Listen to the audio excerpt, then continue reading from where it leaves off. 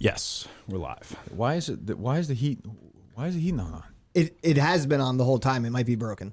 We were talking about that when we came in. Even broken. It's at 63. It's not like 30. I think it was lower before, and we're trying to get it up. Here we go again. Fucking tastic. Great. All right. Well, good morning. Is here working? Okay. Good morning. We're back again. Third show this week of 4. Yes. Tomorrow is going to be Mayo and Steve from Gloucester. So anyway, Gus is here. Coleman is here. I'm here. Danny and Billerica is here. Is this a bit? All this stuff? Or? It's not a bit. It's not that cold. I mean, it's like 50. Is it a bit because of like the snow or no? No, because I had to get an Airbnb next door so I could make it. That's what I mean. We're doing. It's a bit, right? So actually, okay, good, fantastic. It's a bit, great. There you go. It's not a bit, Kirk. Dan Lebitard, who got in trouble for dressing like Kane, and Dan, who actually looks like Kane, doesn't he? He does, doesn't he? I'm sure you've heard that. I get that a lot. Yeah, you do. And Mick, Beyond Average Mick, who's been the total 0 in like the last month or so. You said that yesterday. I've done many podcasts, especially talking about this show. I didn't even know it. I didn't even know. No one's even tweeted. There's no buzz around it. Oh, I feel like there's been a good, consistent following of Beyond Average. I've gotten not one tweet about it. I'll send it to you. I can find it. I'll be sure to send you every episode from now on. No, I can find it. I'm just saying, I don't know what the... I like it. I didn't even know that. I thought the last one you did was like a month ago. No, it was but I looked up yesterday. I saw there have been a bunch. Yeah. No, I we're rolling. To them yet. You had Justin on. We did. Yeah, we had a good conversation. It was. I think we cleared the air. Okay. Any tension. Good. Yeah, I'm sure you were. I was worried about that. Yeah. That's what the people wanted to hear this morning. Yeah. So I mean, I think we do what we did yesterday, which is dozen drama and surviving. We'll start with surviving. I see there's another bit up there as well. Who's being? Is that a Gus thing or something? That's not a Gus thing. Me. Is that a Danny thing? Or? It was just here when I got here. I think that's me. See, that those I can do fine because they're exactly shaped like the spot. So it's more when things get convoluted. That's where I get in real trouble. Like my brain is not built to do that. Like I could put the star on the star, I could put the circle on the circle, I could put the thing with the 5 things and the thing with the 5 things, a square, whatever. Was it octagon? No. Octagon's where they 8. wrestle. Pentagon? No, Pentagon. Yeah, Pentagon. Yeah. Octagon is 8. That is true. October is the 10th month though. Why is October the 10th month? Were it originally only 10 months? I don't know. Why would that be? It's a good question. Thank you, Mick. That's a good question. You just stumped me there. That stopped me in my tracks. I'm not sure. It's amazing. I'm like when I'm very, very, very smart at, I'm smarter than anybody. When I'm dumb at, I'm as dumb as anybody. I've always said that though. So I was reading for last night's Surviving Barstool, which was very funny. In the moment, it was very funny. So if people weren't watching it, it is crazy. People are really watching this fucking thing. Like people are stopping me. It's like in Rico this morning, literally stopping me and talking about it.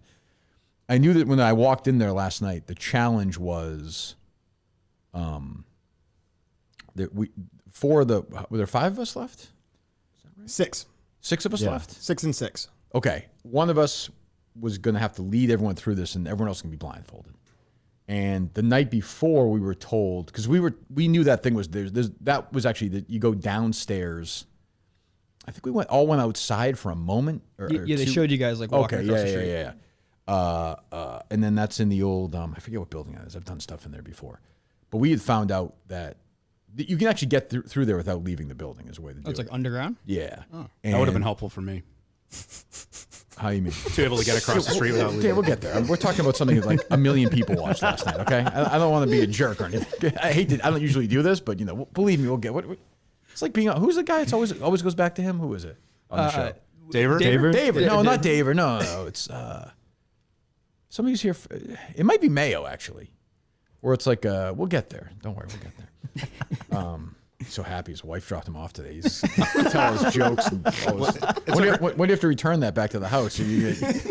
Well, the ankle bracelet clips back on here. If I know How much does a dildo in your ass hurt when you come home 5 minutes late from after a while hanging out with the guys? It gets so loose after a while. How often do you just drive around your street just to kill time before the GPS tracker locks up punching the ceiling? We've all been there. Kill switch. When kids are little, we've all been there. So we were like, I forget who on the team said this. Somebody, might have been Kevin, was like, well, just go down the middle of the night and find out what it is, because everyone's breaking all these rules. We have the plans. And then they sent them, one of the producers, like, nope, if anybody does that, you're kicked out. So I'm like, okay, now we're redoing these rules, whatever. But I knew when we lay out the rules as a team, there was this puzzle thing. I was like, I am absolutely fucked.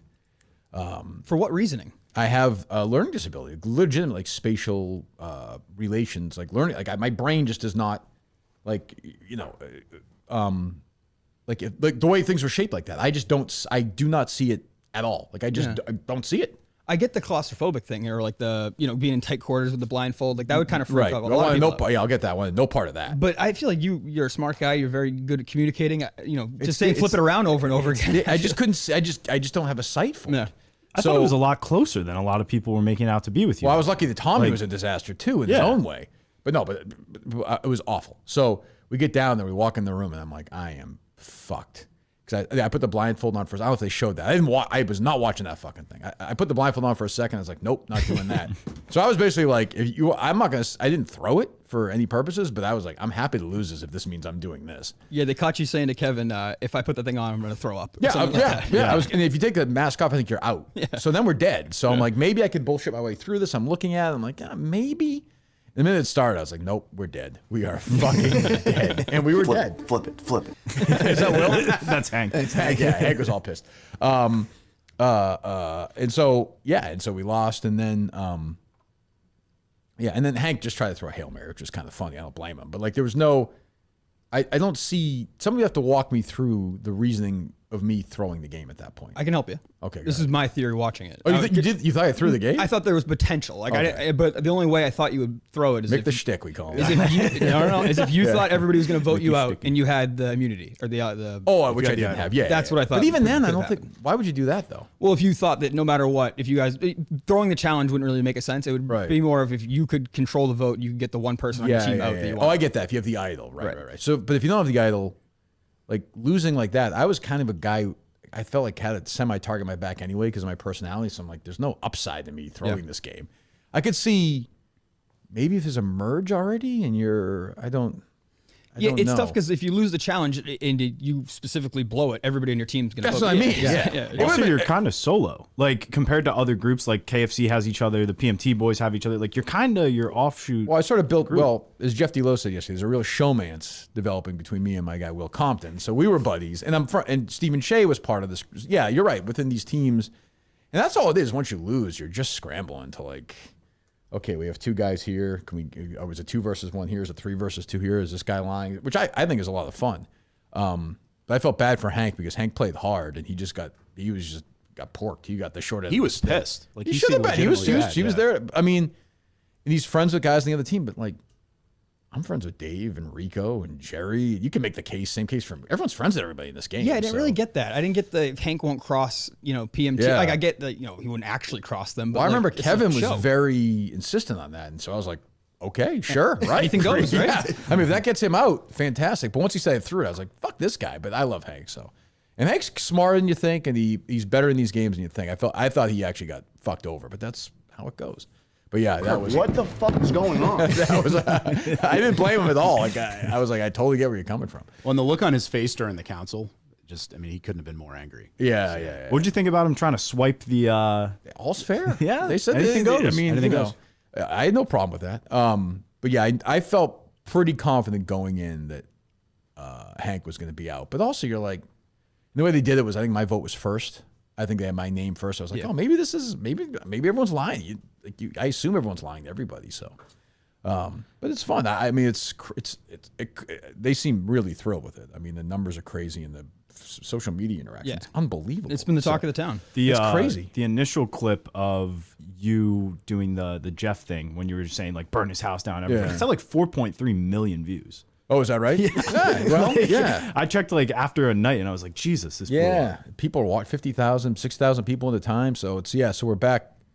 I'll say this.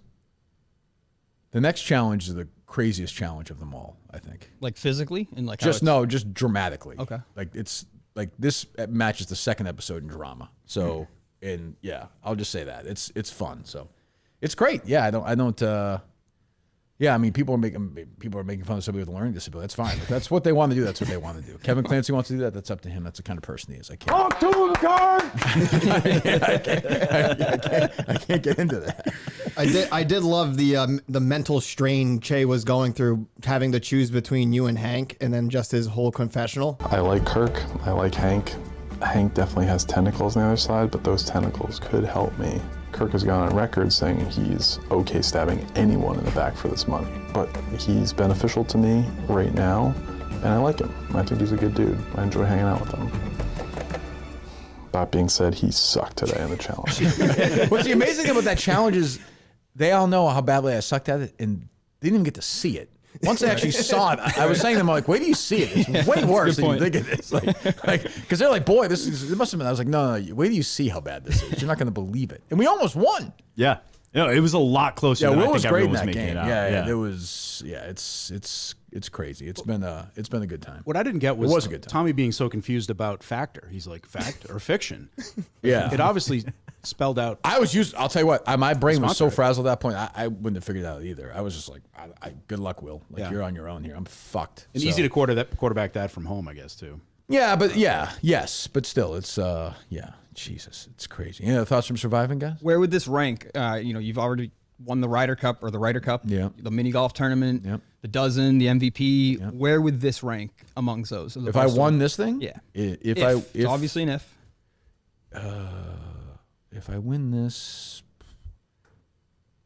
probably like first or second to winning the dozen last year. Wow. But like maybe first. It's definitely the most fun. Rico was texting me this morning. If it had been 30 days, it would have been great. It was just fun when you're in. It's just fun. It's like camp. It's stealing fucking meals at that point. Yeah. It's like camp. So I mean, it's very there's big personalities. So I think I've contributed to it. So I've enjoyed it. Yeah, no, it's a lot of fun. I don't know.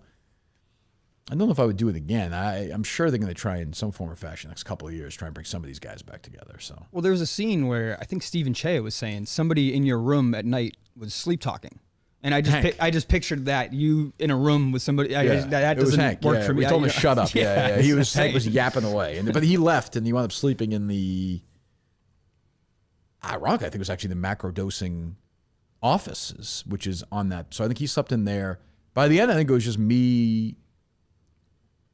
When Hank was gone at that point, I'm trying to think. I think Kevin and Feilerberg were at that night when Hank left. So Hank was gone. Che was already out, on that floor somewhere on some couch somewhere. Feilerberg and Kevin, I think, were in their studio by then. Nate was already gone. I think it was just me and Will. Yeah, of course. I mean, Kirk, you trying to make a mega bed?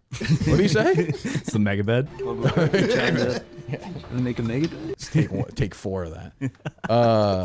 Yeah. Well, that's the thing. After a couple of days, I was like, I can handle this. Yeah. At any point, do you retire and then come back? What do you mean? Like, do you retire during the challenge? And then we'll get there. Don't worry. We'll get there. Don't worry. During Surviving No, Barstool. I get the joke. Don't worry. We'll get there, Danny. We're off to a good start. You don't think so?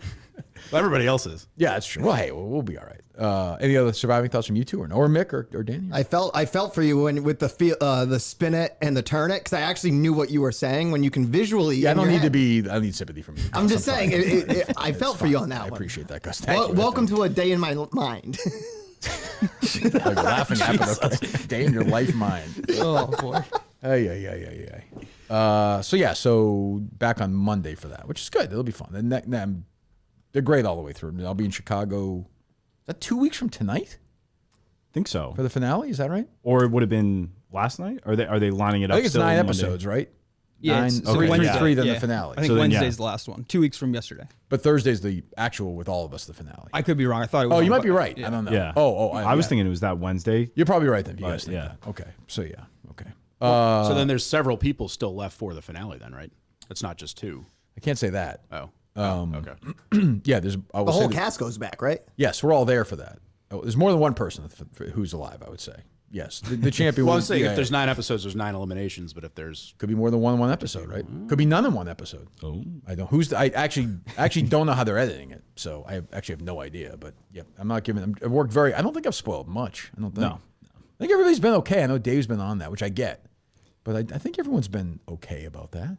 yeah. I think. Yeah, no, they're a little weird about like the clips or whatever during the show, but they have good behind the scenes stuff that I've been using from you. So yeah, Jeff was saying they're gonna release some behind the scenes stuff just in general anyway, like kind of. Because I think Jerry and Rico were trying to plan something in the middle of the night, one of the first nights, and it's just a big disaster. hopefully it wasn't that cake bit. That was oh Jesus Christ, my God, Jesus. Unbelievable. Taking the cake right from my bag. It's true. Rico's texting me saying, I should have done more bits, more pranks. I'm like, yeah, it's a shame. I mean, bits are great. You're a big guy, right? Yeah. Yeah. So okay. So yeah, if you guys have any thoughts, whatever. So there was one quick thing on Surviving Barstool. Yeah, go. There was a producer that had a tweet. I don't know if you saw that. One of your fan favorites or one of the fan favorites. I quote tweeted it, Mick, if you saw it. I didn't see it. I'm sorry. I'm sorry. I didn't see that. Paying attention. I'm sorry. I assume I don't even know. Is that meant for me? I didn't think it was meant for you. I thought it was more a generality, but who's to say? But like about what?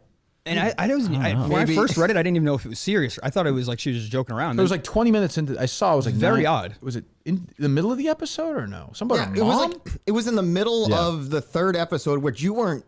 I don't even like get you had been worse. You were worse the first two. Like from her standpoint, I think would be her view. Even I'm sure she's friends with no. what's his name, Alan. I would think. He was the first one that liked it. I can't tell Oh, if he he was? liked my fucking tweet yesterday Alan first. was the first one to like his post I in saw front of the that. statue. Yeah. We'll talk about Alan McGuire. My goal is to get him to gain every pound back that he lost. He lost 120 pounds. That fatso is going to be. He'll be 330. He's going to look like Danny before I'm done with him. That's what I'm going to say. He's going to be fat and unhappy. So I'm back, and he's not working for the dozen. We'll get to that fucking idiot in a while. But yeah, that was Madeline, right? Mad Dog. Yeah. Yeah. Who like pretended she was barfing in the hallway. Like, when she's just a fucking zero, a total zero. Like down on. I'm frankly like sort of down on Dan for even having her in Chicago. But whatever. I'll deal with that in Chicago. I love Dan, but it's like just her or fire. Like, keep Alan McGuire, fire her. You'd rather fire her than Yes. Yeah. Well, she could learn from him in some fashion, I suppose. But I'm just saying, like, how to be on social media and write dozen questions. Well, she can make fun of me. It's like, I mean, do we treat everybody equal or not? Like, I don't know. She sucks though. She's a zero. But I saw that tweet and I'm like, I didn't even think it was about me. Really, but all the comments said it was about me. Yeah, I think if that came out during episode 2, then I didn't even get it though. Yeah. Like, what were people doing? There wasn't anything to me that really stuck out like that. I watched most of the episode and I watched a little puzzle and I bailed out. But like, what else was there? There was nothing as compared to the first two episodes. Like this was like from a anger standpoint, it was kind of mild. Yeah, I thought so. I didn't think it was a big deal. So I don't know. She stinks. But yes, you're right, Mick. She did tweet that. So yeah, speaking of my guy Alan McGuire, the Alan McGuire, ALL, is it AN or EN? AN, yeah. AN, AGUIRR. What is it? RRE, I think it can. Yes. Yeah. So I went to see my guy yesterday, my doctor. I said this. I put out a video, which I think has also been viewed by some, I think 2 million people. I think it is like 1.8 million last time I saw. Yeah. So their nation's not that big, Dan. Well, believe me, we'll get to your wedding in a second. But and we were talking about this just because we were talking about whatever, like life, and he's like, but you really like doing that. You talk about how much fun you have doing that. I'm like, yeah. It's pretty dumb, like because of this person. I was like, you're right. You're actually right. And I walked out and I was like, I'm just gonna do this. I like doing it. I love Jeff. Jeff feels bad about it. Why am I letting this, basically just a fat kid who's in a skinny body right now, but he'll be fat again. Why am I letting this fatso, Can't let him win. liberal guy who's obsessed with how many black people are on the fucking Voice or something? Like, what am I letting this idiot, this child? What am I letting him do? I'm Kirk Minahan. It makes no sense. Too. No, It's so I was like, fuck it. Fuck Alan McGuire, this idiot fucking who's like, yeah, I was looking at the cast of our Road Rules this season, and they only have 2 people who are from, Venezuelan descent. I'm not going to lie. Get the fuck out of here, you more pussy. Latinx is what he was requesting. Yeah, more Latinx. Yeah, more Latinx. Great. Yeah, you pussy. So I'm like, and these old tweets are embarrassing. It's just unbelievable. Saw a Harry Potter one today. What was Harry Potter? Pissed. That's a white cast. It's true. All There's white like cast. 2 black guys in it. Yeah, Plus why J.K. Rowling, right? Why didn't Exactly. True. He was Why didn't talking about Samuel J.K. Jackson Rowling. play Harry Potter? What the fuck? He could have been Dumbledore. No, I mean, why? I would if I would. If anything, he would have been Kingsley Shacklebolt. If I get my guy and I get my guy Alan McGuire, 2 L's, soon to be 3 X's on that sweatshirt of his. Send him a 5X XLK, Kirkman Haynes. Compliments of us. Can you send that to him seriously? Make sure he gets it. And say you can wear this a year from today when it fits you. Please, seriously. Yep. I'd like that. Samuel L. Jackson as Harry Potter. I want Denzel Washington with red hair as my guy Ron. And then I want, because I'm appropriate, I want RuPaul as Hermione. Is that her name? Yeah. Well, they already made Hermione Black on Broadway. Oh, good. Perfect. Yeah. Good. We're done. We're getting there. Absolutely great. It's good with me. And I would have is there like a hawk flying around? There's like a phoenix. There's an owl. There's Andre Dawson, the Baseball Hall of Famer, was the hawk, right? Famously. I would have him flying around, and then you're represented. It's great. That's great for Alan. Watch that. When he stuffs his face with spaghetti, you can watch it. Be all happy. That's great. Jesus. Yeah. So he said, Pullman needs this tweet out. He's very it irked me. My relationship with J.K. Rowling and Harry Potter has felt like a tense divorce. I'm just trying to keep custody of these amazing kids I care about and am invested in. I think he said he's trying to keep custard. Is that what he said? But because she birthed them, I got to pay alimony, and I just don't want to give this shit person my money. Yeah, it's tough. She's going to really suffer without Alan's $18 a year. Yeah, oh, absolutely. What's J.K. Rowling's net worth, Gus? Why don't you look that up? Good Lord. Talk about self-serving. Jesus. What an asshole. It's like, no wonder Jeff wants to fire him. But I like having him around. I guess I like that. I like. So I'm going to win. I'm going to win it again. I'm going to win the MVP again. Like, now I'm just going to dominate this league. And you thrive in uncomfortable settings. He probably does not. And I would imagine if that's ever crossed, he would be the one feeling a type of way. Hey, listen, but he threw it out there, so it's like, fuck you. Like, if he didn't do this genre, I would have no idea. Like, exactly. Same with Madeline. This is what I'm saying. Like, when you start it, then you can't run away when it comes back at you. That's what I've always said. I don't never care about Alan McGuire or Madeline or any of their zeros. But when Madeline starts like vomiting in the hallway and saying them a show, and then this guy did. And get ready, because I'm going to bring it back times 50. I'm feeling, if you noticed, a little 2020 in my blood. I've got that vibe. Really, I certainly felt that. So it starts from the top, other than Dave, who I love. And whoever, if anybody gets in the way, they're going to get knocked out. So, Do you think this is kind of like a win-win with this kid at the end? Because it's like maybe he starts, if he is managing questions or something, maybe like he doesn't try and screw you. Breaking news from two people. There used to be 10 months, but then they added July and August in honor of Julius Caesar and Andrew Augustus, the Roman Empire. You should have known that. Yeah, well, that's a good point. That's a good point. Justin was very excited to text me that. But J.K. Rowling's net worth $700 million. 820. Wow. Well, it was. Yeah. Now that money's going right to Little Caesars. Point it. Yeah. Oh, I just like the idea of him waking up and being like, "This day I'm gonna start stuffing my face." And yes, it is. I'll tell you what. If you're watching right now, Alan, you'll feel better if you eat. It'll make you feel better. Eat up, fat boy. Eat up. I have an asshole. Like, I have no problem with that. None. You can say I'm being cruel, but he fucking. No, the tweets are indefensible. John Rocker stuff, like the messaging. Thank God for the great American journalist Mike Montante. That's right. How quickly did he send you that, Danny? We talked. I think more people offline know about that than I think he did. He talked to Cullinane and you first, right? Or at least contacted you first. That's what he told me. Why did he talk to Cullinane first? Because Cullinane was here, and I think he thought that Cullinane maybe get his 3.2 million views if you reacted. Sure. And you're texting Gus all day yesterday during the show. Well, I was working, obviously, and I had to at least get a little bit of information. Right, so let's get to it. We'll get back to the dozen stuff. We'll do other stuff later. So let's get to it. So I listened to Quantum Kirk, which I offered to be a guest on it. Nobody booked me for this show. It's fine. No reaction show to Survivor either. There's talks about that, maybe. Right, of course, nothing. The CEO said he's reaching out to you to set that up. Great. So, so where are we wrong? I heard the clip. Do we have the clip now? Finally. Yes. Okay. First of all, well, before we play the clip, what's your take on this? Before we. It doesn't make any sense to me, and there has to be more to the story. I would imagine the significant other plays a big role. Okay, before we play the clip? No, play the clip first. I'm sorry, play the clip first. Sorry, I just had to load it up. I wasn't prepared at that point. At that point? Okay. How about at this point? There.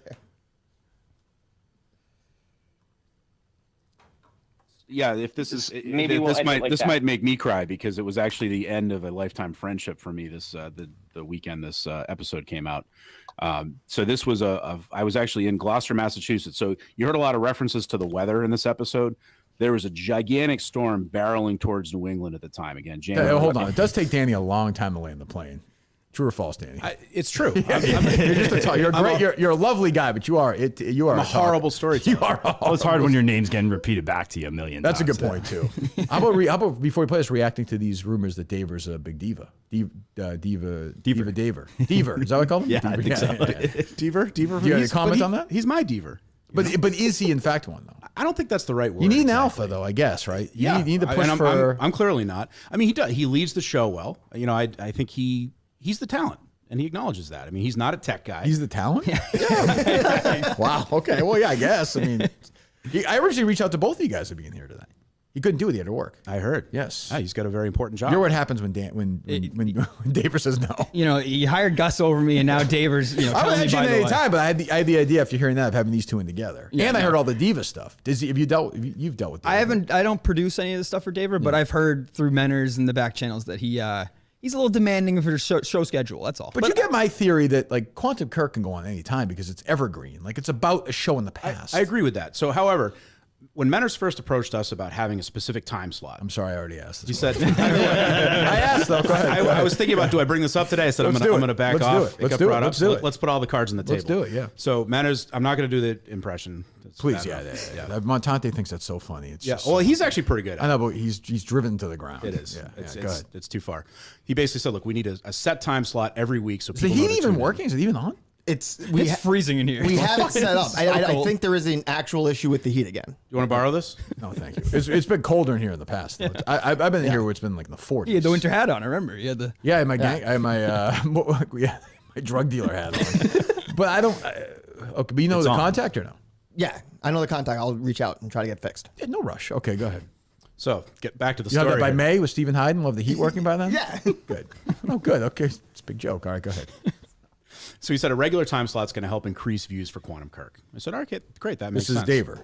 This was Menners approaching us. Okay, well, I mean, so we said, all I right, don't even great. know if that's That true sounds or good. not, but okay. Now, originally, this was going to be a bi-monthly podcast, right, or show, which is twice a month. We know that. Well, you know that. Some people don't. And we started just, every other week we were putting out a podcast. And yes, I had, sometimes I could or could not record because of kids and all this and work and whatever. Okay, is Daver? Tell me how Daver's a diva. So that's was that the question I remember? Was that the He's question? not. He's not. I think he just wants to show up when it's like done. What are you pitching? It sounds like you want to rip Menners for something. Well, Menners basically he was the one that caused this whole thing with the 8 p.m. Monday night. And then he put Blind Mike up next to it, and then the week before. I know, but it doesn't. But my point is, with your show, it doesn't matter when it's. You could drop at 2 a.m. It doesn't. Right, but like the live like no one's watching it live. But Menners is the one that insisted it be on. Okay, well that shouldn't matter. So then when he started cross scheduling stuff, that's very old. Like so in the past, I would have been, but that doesn't matter. I don't. For a show like So that. I don't really care. But this is where Dave got pissed at Menners, and they had their whole back and forth, and that was the impetus for this whole thing. And then Menners is like, oh, they don't use StreamYard, and they have to have John from Scranton. I say, look, I like having John from Scranton produce. I know he talks a lot. He does. He talks a lot in that episode. But look, whenever there's an issue with scheduling, it's usually me, and I'm the one that causes the issues. What are we talking about here? I don't even understand. I thought the issue was What the fuck is going on? Really? I told you I'm a shitty storyteller. I don't know what the story. I don't know what you're talking about. Though. I'm hoping I just confuse everyone enough that It's a eventually good move. I think you did it right. it just goes away. from what I've gathered. I thought the Quantum Kirk fellows were mad about the promotion of their show. I thought I heard some of versus that. the other shows. Yeah, wasn't there a war with the idiot from Georgia with the But pizza? see, that was fake as well. Like, we're fine with those. it was a guys. bit. Yeah, not my bit. Not That's this Daver's one. bit. Yeah. Okay, so you're throwing or Menners' bit. So we kept going. Oh, they're divas. Well, your show is much better guy. than that show. Well, yeah, as you might hear actually in the show coming up. I borrow your line and I say basically Mount Rush Kirk is Quantum Kirk for stupid people. Okay. Isn't it Kirk more? I don't know. I think it became. They're boy, sticking with Kirk more. Boy, I'm so glad that was my line originally. I like that show too, but yes. But No, they're fun to listen to, and they're getting better every week. I think. sure, right. But no, that's nice of you to say. there wasn't any real. Basically, Menners just kept saying, "Oh, they're really easy to work with." Mick, by the way, is MIA on the network. It doesn't even exist. No, I was talking to Coleman before. I got construction going on, so where we usually film the podcast, They got to fix the window. Yeah. There you go. So he was pretty happy. He's singing today. Not bad, guys. All right, so let's hear this clip. This is Danny on the episode with John from Scranton. And Julie. And I guess, and Julie and Daver. Stuff the weather forecast. It actually battered the coast pretty well. And I was staying in an Airbnb with my parents and my son at the time, who was under 2. And basically and my wife, we planned ahead, get the Airbnb. We were going to basically just go across town to my friend's wedding. Because this was still very COVID-y, so like the wedding was all kind of weird. We were going to go to like the reception, or we are going to go to the ceremony, not the something like that. Jesus Christ. Anyway, so things were already a little bit on edge. He'd already postponed his wedding a year, and this is one of my best friends from high school. He postponed because of COVID. You know, going on 3 decades. Since high school, which was a long time ago. Since high school. Since high school. Thank you, John. Thank you, John. So basically, we're holed up in this Airbnb. We've got all our supplies. We've got our milk, bread, wine, everything we need. And I'm all ready basically to still go to the wedding. And of course, this storm is hitting the North Shore. It's completely destroying the coast, like 80-mile-per-hour sustained winds. Coast was never feet of snow, drifting, just basically ridiculous. All of my friends who were in the wedding actually stayed at the hotel. I could see the hotel from my house, but there was a giant snowdrift and so much wind and rain, or so much wind and snow. Hold on. My family. Hold on. So that's the key. He says he can see the hotel from his. Can confirm. Okay, I saw you guys went up there yesterday. Yeah. How is the coast holding up? It's like being in New Orleans and like Lato 6, where people are still trying to get. It's had 2 years to recover. Yeah, that's true. That's a good point. Good point. It looked great. Okay, so point is, you haven't talked to this guy since. Well, he hasn't talked to me. He hasn't talked to you. What was you weren't in the wedding? I was not in the wedding. You were best friends with him? Best friend. Why weren't you in the wedding? One of my best friends because he has 5 brothers. Okay, gotcha. And then 2 of his best friends from growing up superseded me. So if he didn't have any brothers, you'd be in the wedding. You would have been in the wedding party. Probably. Okay. Probably. So how can you see? What hotel is it? The Beaumont? Yep. The Beaumont. Okay. Yeah. Yep. And where are you? I'm about 0.7 miles around the coast. How do you see it? Around the coast. It's around the corner. It's honestly, it's a straight shot. Straight shot. This is like Sarah Palin saying she could see Russia from her house. I mean, this was not. Could you see? So you guys confirmed. I saw you guys did the. You can definitely see it, and like there's a bridge that a lot of the fishermen they have to pull up for to go out of. He's right on the other side of that bridge. My grandfather was a lobster. My dad's dad was a lobster fisherman. That's where he would go out of. Right from Beautiful there. Spot. Yeah. Right by Stephen Gloucester's statue. I mean, sometimes you'd be like, it's too scary. I don't want to go out there. I want to walk from my truck to the. It's very scary. Well, see, once you're in the boat, I'm a Navy guy. Once you're in the boat, it's fine. That's true. It's the walking part. So, what happened? So, I mean, is what everybody's saying right or no? Okay. I'm not going to come across well. It's a winter blunderland. That's fair. Go ahead. That's fair. I should not have told the story in the first place. B, I did a terrible job. Well, you told it. Okay. Yeah, but I told it. It's out there. No hard. It does not make me look good. It's very funny though. Okay. So, all right. So you're there that night. I'm there. What time are you supposed to be at the thing? 4 p.m.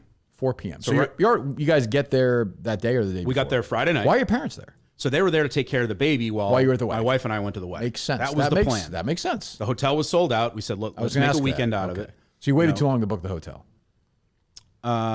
Yeah, but it happened to me. That's happened to me before. They have rooms held for, Yeah, but they charge an arm and a leg. It's a nightmare. It happened to me just this summer. I'm sorry. Go ahead. Continue. Thank you, Mick. See, Mick's got my back here. See, Mick's story was terrible, but quick. You can learn. True. That's what makes it so bad. But Mick's so upset he still can't tell the whole story. How horrible that was. Discouraged. Booked the Airbnb in advance, and figuring we're all going to go up there, make a weekend out of it. Sure. We'll go to the wedding. Yeah. So first we see of all, the storm. Fucking January wedding in Gloucester's weird. All right. So everything about the story is weird. It's weird. Also, Steve from Gloucester's around there. Yep. Yeah. We saw his statue. He could have given me a lift, actually, if I knew him back then. Yeah, that's true. All right. So basically, the storm starts coming down. It gets nasty. The power's flickering. We've got my parents that are all worried about the baby. My wife that's worried about. This is the first grandkid on their side. First grandkid. I nailed that one. You did. You totally did. That part was absolutely correct. That was Kate. Yes. And it got to the point where I was going to walk and I was ready to go. If it was just me and there was no one else involved, I would have gone no problem. And all the people, I wouldn't have missed it. I wouldn't have missed it. Almost everyone that said I wouldn't have missed it is either single, divorced, no kids, or older kids. Right. So you could have gone by yourself for like an hour. That's what I was pushing for. Okay. It got to the point where I said, look, I just need to be there. And it came down to 3 against 1. And I had to make the decision. Where was the kid? No vote. Well, he didn't. He just kind of shot himself. Can't imagine he wanted you around. Yeah. He probably he would have been happy. Why didn't you have? He was on my side. Would you be willing? How old is he now? He's 3.5 now. Would you be willing to have Justin babysit him? Absolutely not. Okay, I'm just trying to see if you could ease him into adulthood. He's too old for Justin anyway. Yeah. Oh, you said 3.5? I've got I got a 4-month-old, so he can. Too old, also. Yeah. I see what you're saying. I see what you're saying. Right. You're safe. Okay, go ahead. That's rough. So it came. Long story. Very long story. Yes. Bad story. Even short. when Davey tells a story and does long story, he does long story twice. That's how long his stories are. He says long story, long story. He doubles down. This is why I usually don't tell stories. Go on ahead. Quantum Kirk. So you're ready to go. And You must basically, be texting with these guys. I am. And so no one. So here's the other part of the story. No one else who stayed in the hotel made it to the wedding. Everyone else bailed. No one else who stayed at the hotel. No one else who didn't stay at the hotel. Sorry. Gotcha, okay. So everyone who stayed, and granted, yes, I was in Gloucester. That was my next question. No Were one there else other was staying people in in Gloucester. all of our other friends. You were bailed. 7/10 of a mile away. Do we confirm that? Or Yes. No? 7/10 of a mile. 7/10 of a mile. Door to door. How long does it think it take? It took Walking us in a like storm? 15 minutes. So in a storm, 20, 25. Good day. All right, so yesterday. that's more than I thought. I was holding him back too. You were? I'm a little slow. Yeah, that's true. Yeah, that's true. Well, yeah, Gus kept being like, "Oh, this is a really nice walk." It's like, well, I get it, but the issue wasn't the walk. I would have done the walk. The issue was What was the case? What was the argument they were making against you going for an hour, though? That's what I don't get. basically A, you have to get there. B, you have to get back again. But no, but what if I'm gone? The power goes out. Say something goes wrong. Who are you? Again, what are you, there's Albert winds, Einstein? You gonna fix the power? I mean, I'm the man of the house, obviously. I mean, Your I had dad's to, there, isn't he? Yeah, but he's old. What's he? But you're trusting him to watch your kid? Yeah, you really but trusting not your mom or no? But well, both of them. But not. This is if there wasn't inclement weather. Did any power go out during that hour? Not that I'm aware of. We were there. No, no. I wish the power had gone out. At least I would. And I can't even lie. So about you would it have been 'cause fine then. Everyone was fine, and they actually sent a Zoom link, so we actually watched the wedding along with all my friends that didn't go. This is getting crazy, Danny. This is getting crazy. That's even worse. That's the worst part of the whole wedding. Jesus, have to watch the whole the thing wedding. sucked. But But seeing people do like the Macarena. Do I want my wife? Yeah, he was doing it. You're like, Danny was yeah. doing it. Call me pussy whip. Do you want my wife? Do I want my wife and my parents pissed at me for God knows how long? I have to put up with their bullshit. How long is that going to last for? I don't know, but they're my family versus now my buddy who I didn't realize was never going to talk to me again. So I think he overreacted. I happen to agree with you on that one. Yes, I did the 180 on that. Like I said yesterday, he overreacted. I look shitty. I wish I could go back and I don't know. I guess We may stand up have for his myself. number. Are you willing to? Can we talk to this guy and see if We can give him a call. Let's give him a call. What's his name? He hasn't. Greg. Is Greg a fan of mine? I don't think he knows who you are. Doesn't know who I am. Where's he from? Milton. Oh, okay. You married a guy then? That, I mean, that could be the issue here. this is Greg's number. Yes. You don't. Oh, you don't know. I don't know. It's what he gave me and I gave Coleman. Okay, so because this isn't right. No. This isn't. I mean, Greg's got the. We got to figure this out. When was the last time you reached out to him? December. Actually, Hey, July. it's Greg. Message. I'll get back to you. At the tone, please record your message. When you have finished recording, you may hang up or Just the press 1 basic for more show number? options. Greg Kirk Minahan. I don't know if you know me or not. I'm here with. Is your name actually Danny? Dan. I'm here with Dan Sully. Sully. He's on the Kirk Minahan show today. I don't know if you're aware of it or not. We're trying to figure out what happened here a couple of years ago when Danny did not walk 7/10 of a mile to go to your wedding. Seems like you're upset about that. I understand. I'd like to have a conversation about it. Maybe we could talk it out, right, Dan? Absolutely. Anything you want to say to Greg? Sorry. Wish I could do it again. Do it the same thing again? No, I mean, get to the wedding. Yeah, do it over. Do it differently. Yeah. Yeah. So maybe it's a communications issue, probably, Greg, so we can talk about that. What's the number, Coleman? The same number that called him. 814-277-KIRK. Well, you can give the last four numbers, Gus. 5475. Okay, thank you. Goodbye. Boy, nobody does it like us. Nobody does it like us. So the last time I reached out to him, I'm sure he'll call back. I'm sure. Yeah. I mean, he hasn't called me back in 2 years, so if he calls you guys, He back, left. that's pretty good. He kicked you out of text. So here's this was sort of the last straw because we're in a text chain with another high school buddy, and then actually all high school buddies, but then two guys that grew up with him, so they've known him 10 years longer. Right. They're the ones in the wedding, so they've always kind of had his side a little bit on this. Yeah. We did see each other at another buddy's wedding. I actually made it to that wedding last year. Yeah. And everything was cordial, but it was very clear. It was made clear to me by my other friend that Greg doesn't want to really talk to you outside of like, hey, how's it going? Was there like a fuck you interaction afterwards, or just nothing? I feel like there has to be. No, I he feel like just- I would confront my friend, and then maybe 6 months goes by. I see him next time, and we're fine. It's been cold shoulder. So I sent him, whoever was asking on Twitter, Roscoe or whatever. Yes, I did send money. He did send me a thank you note for that. And that's the only Really? correspondence. Was it like a cold thank you note, or like? Yeah, it was very much, thank you for your gift. Have a nice life. So Wow. this July, when my son Ollie was born, I sent, and this is in this little text chain, when people have kids, they send a little, hey, here's a picture of my kid. He was born. Congrats to me, whatever. Can you get Justin in there? Breaking news for Justin. So all my other friends in the chain responded, congrats, way to go. Like, congrats on the sacks, all that bullshit. Right. Greg left the chain. I almost respect it, but So I was there texted. something else going on? I don't know. You know what I'm saying? Can I ask that? You can tell me to shut up, but does your significant other not like them that much? No, she actually does. And How about the wife? How about Greg's wife? That's what I mean. Is there some tension somewhere? We've always gotten along fine. Yeah. But I can only imagine that there's been a little bit. I know that they were very angry, not just at me, but a lot, the people that didn't make it to the wedding. And I know that and especially the thing is, I think a lot of her friends, younger single friends, stayed at the hotel, made it to the wedding. Right. More people on his side didn't make it. Right. Older guys with kids, that kind of shit. Look, if you're not in Gloucester, if it's snow, we said how much did it snow?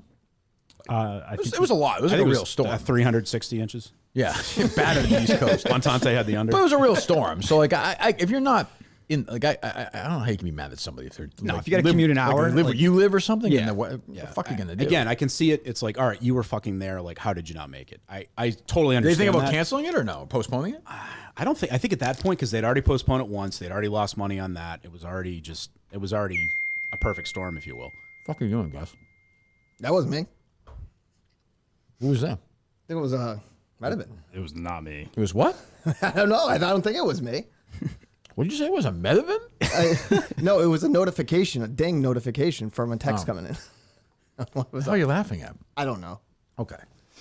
I feel like this is not going to get. I feel like this moment just might be over. I think. Well, so that's after he left the chain. Even though he was gone, I texted something about him being a cunt. Or I don't know, but of course, Would you?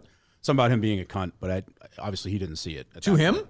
Well, no, in the chain. Oh. So I was just angry. So the other guys all saw it, and that's when they kind of said, "All right, buddy. Like, I think unfortunately you just got to let this go." Yeah, I think you have to. Yeah. So That's too bad. So I've been working on that. You grew up with him. We went to high school together, and we've been close friends since then. Jesus. Like he was one of my few That's friends tough. I actually was allowed to see during the pandemic. What do you mean allowed? Well, when I was allowed out of the house, I actually got sure, to hang right, out right. with him. Yeah. Wow. Okay.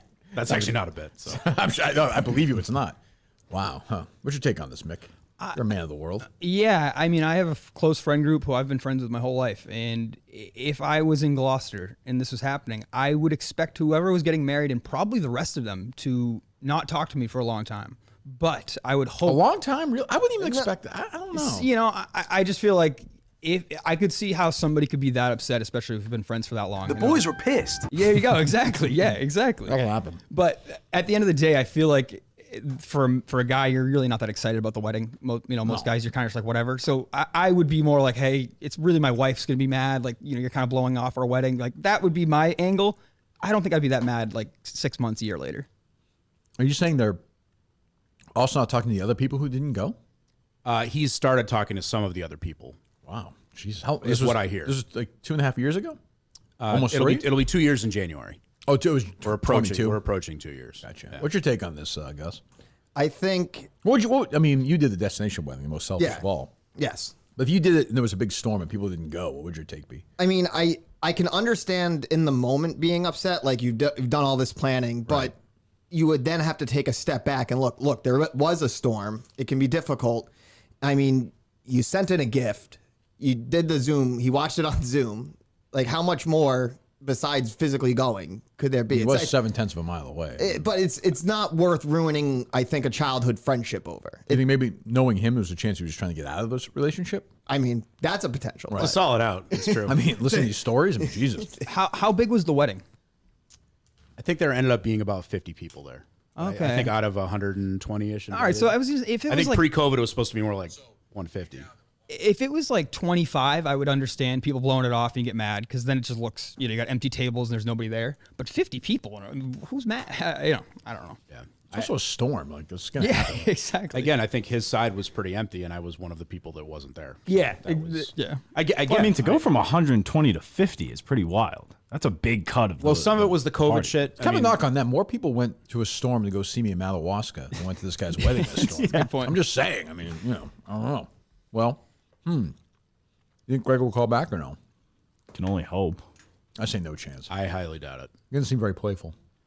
He used to be. Mutt was wondering, what did you send for a gift? Money. For the wedding. Fucking Money. loser. Get a fucking job. Can't pick up when we call. Jesus, is he? Are him and Carabas in for next Wednesday? Let's do that. Can you reach out to them? I'll do that. See if we can do it for the Portland show. Announcement with those two idiots. Huh. Okay. Well, I mean, maybe Mudd will be my replacement friend. sure. Oh, yeah. I mean, I need a new friend Not now. far from where you are, right? Yeah, that's true. So that you can hang out with him. Yeah, sure. Gamble. Yeah. Oh, he definitely Compare gambles. kid stories, complain about wives, and True. Yeah. I mean, yeah. I get it. It's a tough spot. It's a tough spot. It's tough. Again, I certainly admit part of the fault, but it came down to that decision, and I made I went, I guess hose over bros. Here's maybe there's a difference between me and you. I'm curious. I'd be now at the point where if he reached out to me, I'd be like, "Fuck you." Yeah, absolutely. Get the fuck out of That's here. very hard for me to do. Yeah. That's not my personality. That's what I mean. type, I could tell it's not. but yeah. that's what I want to do and know I should do. Like, But maybe it won't be an issue. Like this is a $5,000 reaction, like a $25 crime. Yeah. Like, this is not. And at the end of the day, he knows that you would want to be. Yeah, there. you felt Like, bad. Yeah, it's not like he knows me well enough, and I think that's what kind of kills me the most. Like he knows I wasn't like be like, "Fuck you, I'm going to sit here and watch your wedding from." Of the 3 against 1, which of the 3 votes was the most passionate and angry about you not going? I mean, no one was. I mean, my wife. Right. My wife. What do you? But again, I don't want her to take too much heat in this, and I know she's going to. And it was my decision. People in the end. don't worry, she's gonna be fine. Yeah, Does she want to come on and talk about this? absolutely not. No. How about your dad or your mom? Probably not. Okay, fine. How about your son? He would. Oh, You would do fuck it? Yeah. Do they at all feel like guilty? I think now that they've seen how shitty he's treated me at this Yeah. point, they actually all do. Like my wife considered writing him a letter, but I was like, enough letters from Like the Gloucester Drip's here. wife. Yeah. Yeah, we don't need that. Yeah. That just. Yeah, and I understand her instinct, but like there's. and I that- appreciate it, and I yeah. appreciate because she's. But that seen, just like, becomes like then it becomes the thing. It sucks because we did. We all hung out. Like we were friends with the couple, and Yeah. yeah, Like top 5 best friends or no? yeah. Oof. Sheesh. Just gone. It's crazy. tough. I can't imagine being that close to somebody in your life and then never speaking to them again. Boy, I can't. That's imagine. never. You must be very strange. You must be very strange. Wow. Yeah, I'm with Cullinane though. I mean, he brought it up yesterday. Like he can't imagine, like you said, he actually can't imagine like not speaking to somebody because of something. And I think Yeah. Which know, I get. I mean, it's a nice. I have a hard time. Like I'm not a silent treatment kind of guy. So if the Gregors came Unfortunately. rolling in here today and was like, "Hey, let's get lunch and let's." See, I'm a talk this pussy. out." I'd probably roll over in 5 if he was actually sorry and was like, "I'm sorry about this" and whatever. Do you think it's his wife though? Did you ask that? Yeah, that's what I'm saying. There has to be Weddings a are about leading women. factor. Guys don't fucking care. She probably was screaming at him. Your friends ruined our wedding. Like all this. We had Her uneven. whole crew's there. Exactly. Her crew was there, and I do think he felt like he saw that and saw his side. And To was get like, defensive These and- motherfuckers, like these guys Right. aren't here. And I totally get that. That makes sense. Yeah. This is supposed to be our day. It's that sort. Why wasn't it's there? all- I'll ask this. I mean, there wasn't. There must have been a couple of hotel room cancellations with this storm. No. Probably at that point, but we were already all in on the Alright, B&B. oh, So gotcha. yes, I could have gone above and beyond probably, and then spent the extra money, got the room over there. Gotcha. Yeah. How much money did you give him? 300, Jesus, you want that back? 250. I would buy. You should ask him. We should ask for that the back. money back. Yeah. Gus, go to his house, would you please? Yeah. Okay, good. Collect. Yeah, get the money back. Well, all right. I mean, what's your take on this, Coleman? You're a young man. Yeah, I mean, I don't think if I You're was a bros guy. One of the bros is getting married. Yeah. Is a storm anything in the way for you? for me, if I'm the guy whose wedding it is, I don't give a fuck. Like, let's not ruin the day. Well, I think Mick said it well. Like, obviously, he wants to be at this wedding. Like, this idea that he's like blowing it off. He's in Gloucester. I do think that the storm is a terrible excuse, though. Like, I'd expect you to make the walkover. Yeah, being there is Wouldn't piss me obviously- off, Being but- there is obviously the thing. Like, you could see the wedding. You could see where it is. That is wild. Were you? No, I have my friend group. I'm the flake guy. I'm always flaking on stuff. I'm usually the one who says I'll be there. Or I'm Oh, not. Mick, Are you? you're always- yeah. Are you that in the group? Because then So- I could see how That's a great Danny's question. doing it again. No, that's a great that question. sort of thing. I was never the flake guy, Right. and I hate blaming the kids, but Well, that's fair. That's I've fine. become more of a flake guy. You're the first in guy my that had older kids age. in the group? No, I'm the last one. Oh. This guy had kids was already getting married? Well, he hasn't had kids yet. Oh, he hasn't? No. You're aware of that? That I'm aware of. Yeah, he could. You know what? He could be 6 months pregnant at this point. I wouldn't know. That'd be amazing. He could be. Yeah. Hey, it's 2023. Cool. Yeah, you never know. But I had 4 or Holy 5 shit, is people. this real? What? 1 hour ago from Sports Illustrated? Yes. Oh yeah. What? We'll get there in a second. Holy shit. We'll do it now. Who is the Sports Illustrated? Do you know this or no? No. When I grew up, this is a big deal. The Sportsman Oh, yeah. of the Year, Sportswoman of the Year, Sportsperson of the Year, they call it now. Kim Kardashian. Oh, I heard this. Oh, you did? Then don't say it. No. You're gonna say it, and I don't know who it is, but Okay. keep going. Sorry. Who in sports made the biggest? Who would you? If we're going to have a real I'm trying to think of the professional sports, all the amateur sports. This was not an Olympic year. I guess you could say Patrick Mahomes would be a candidate, right? Yeah, They won the Super Bowl, didn't they? The beginning of the year. Yeah, So I mean, you could go with the Kelsey route with all the. definitely you could say Travis Kelce Yeah. for sure. Messi, didn't he win the World Cup? Yep, that was this year, That's right? actually Yep. Yeah. Messi would best be. choice. They could do the whole Rangers team because nobody knows who any of them are. Sometimes they do that. Who? They do like a whole. Oh, like the Texas Rangers. Texas Rangers for winning. gotcha. I think like Coleman doesn't know any. Basketball, not really. I guess. No. Who won the NBA title this year?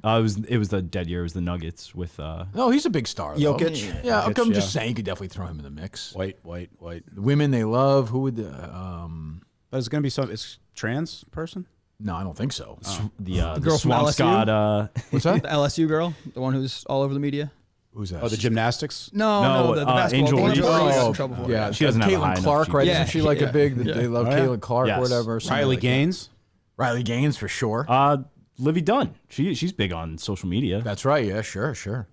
They went with Dion Sanders. They really did. Really? What the fuck is going on? This is real, right? I don't want to get like. No, yeah, we Sports saw it this morning. Illustrated's official Twitter is the one that put it out. For his work at the previous college, I would hope. No. What? I mean, I get the impact. Like, intellectually, I understand that. Like, I understand like he was like, but they went 4-8 this Yeah, year. And by the way, I saw the recruiting class is Everybody's ranked leaving. like 66th. Like, it's a disaster. Really? Yeah. And they just lost, I think, 2 or 3 high school. Right. Yeah, guys are dropping out because I think these guys are like, this fucking guy's not staying here. Yeah, absolutely. That is crazy to me that he's I'm just trying to think, to be fair, though, like who is a glaringly obvious. I guess I'll look at the comments. I'm not, this used to be a big, well, Danny knows. He fucking listens to the Callie show, like unironically still. Has there ever been a Sports Illustrated athlete, even on any cover, that's been under 500? Like as a record for the year? I'm sure there has. Or yeah, maybe a baseball player, but like I feel like to be on that, you have to have success. Oh, obviously all the comments are, this is an AI. I didn't think of that. With this, didn't beat one team with a winning record, won one in conference. This is something that they obviously, because this takes them a while. This was decided in like October or November and written and done. When they were 4-1 or 3-1, whatever it was. Yeah, they must have been Casey like. was talking about it. What's that? When Casey was talking about it. Right. That was pre-butt plant surgery, according to Coleman, which I don't think she had, but Coleman said off the air he thought she did have it. How about Guy Geller's wife? She might have done sports. She died. I know. That's true. Yeah, I don't know her sad. history. She probably did the old sports, like whatever, the chariots or something. Well, that's back when the Olympics were naked too. That's true. I'm trying to see. I'm looking for October other was the names. 10th. Always give me another name. Who am I missing here? Is there like an obvious choice or no? I mean, I think Kelsey would be. Yeah. Yeah, but he's not like. He's not having like a historic season, right, or anything. I mean, unless I'm wrong. Like, No, but if you factor in the Super Bowl win on top of everything else too. Yeah, and Mahomes would have been a safe choice. yeah, he's not. Is he having a great year? I don't know. He's okay. They're all right. Yeah. I mean, I almost. I mean, I won the mini golf. Well, whatever. You're more justified to be on there than him. I agree with that, Mick. I'm a champ. I won the Ryder Cup too. What the hell am I thinking? So like- I would have suspected like a trans woman weightlifter or something over Dion. Yeah.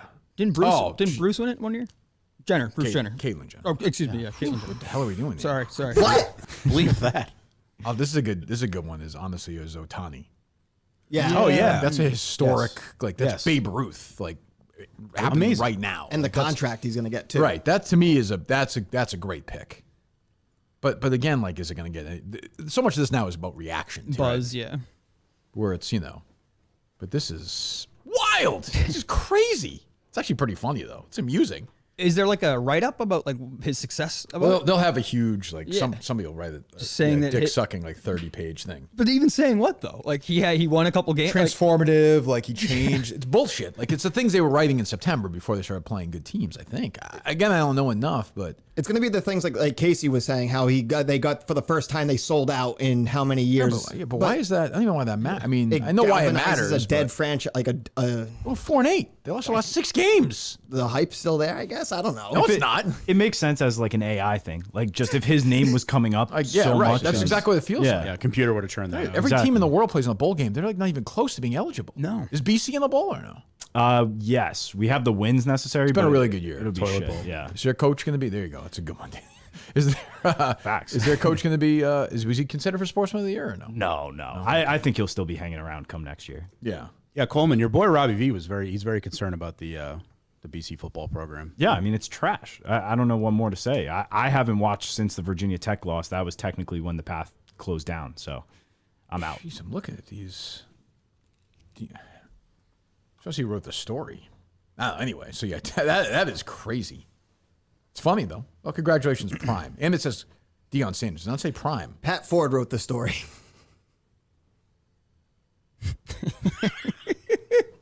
What?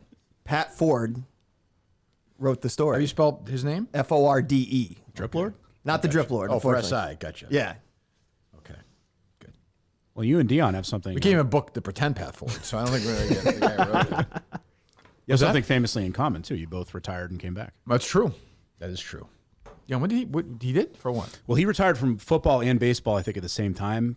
Went back to football and stayed out of baseball. That's true. He was not a very good baseball player. No, but the two sport thing I was found very impressive. I mean, the fact you think so? I mean, I would say he's a great athlete. I mean, clearly, You think Deion Sanders is a great athlete? I would agree with that. I performed at the same level. That's true. Hard, man. It's not easy. It is not easy. All right, what else is going on? So I do have some stuff in relation to Dozen and Surviving radio yesterday. I was on that. Yes, but before that, I mean, just a no-show from Pat. Oof, I tweeted about that. Yeah. I like Pat, but that is unbelievable. Like this is all they do. You have Kevin and Feilerberg on. Like look, if it was Nate.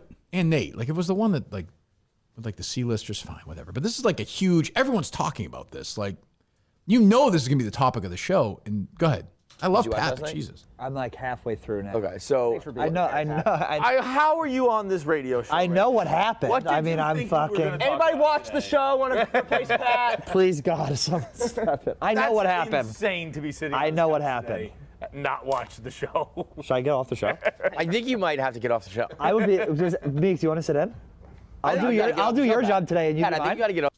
Yeah, he has to. I mean, Feilerberg was legitimately pissed. Like, that's crazy. It'd be like if you guys didn't watch it. I don't even understand. And he starts out with like, I know what's going on. It's like, no shot. Yeah. Like maybe you saw a couple social. Was he bowling during it or something? Like, this is the real deal. That's right. What the fuck are we Patty doing? bullshit. Yeah, no shit. Yeah, that's bad. I like Pat, but that's bad. Yeah, and then it through their Kirk wall. said he wanted to bomb Jeff's house. That was the and dig up his dad. He saw clips. He's just gonna run. Nate's right about that. It had nothing to do with what we were just talking about. God, Nate is annoying. Do you think he was channeling some of you yesterday too? I There was thought it that was- caller and Everyone was tweeting about that being great. That feels. I like. I agree. Nate. That feels very. When Nate does that, it makes me uncomfortable. I don't know. It was very like try hard Mike France SS, where it's like you're gonna wait on the line this long. Nate's That's crazy everything. though. I will say he is crazy. He's fucking like a crazy little like weirdo. But like I said yesterday, it's always weird when guys like Clemmer or whatever, like, yeah, I'm going out with Nate tonight.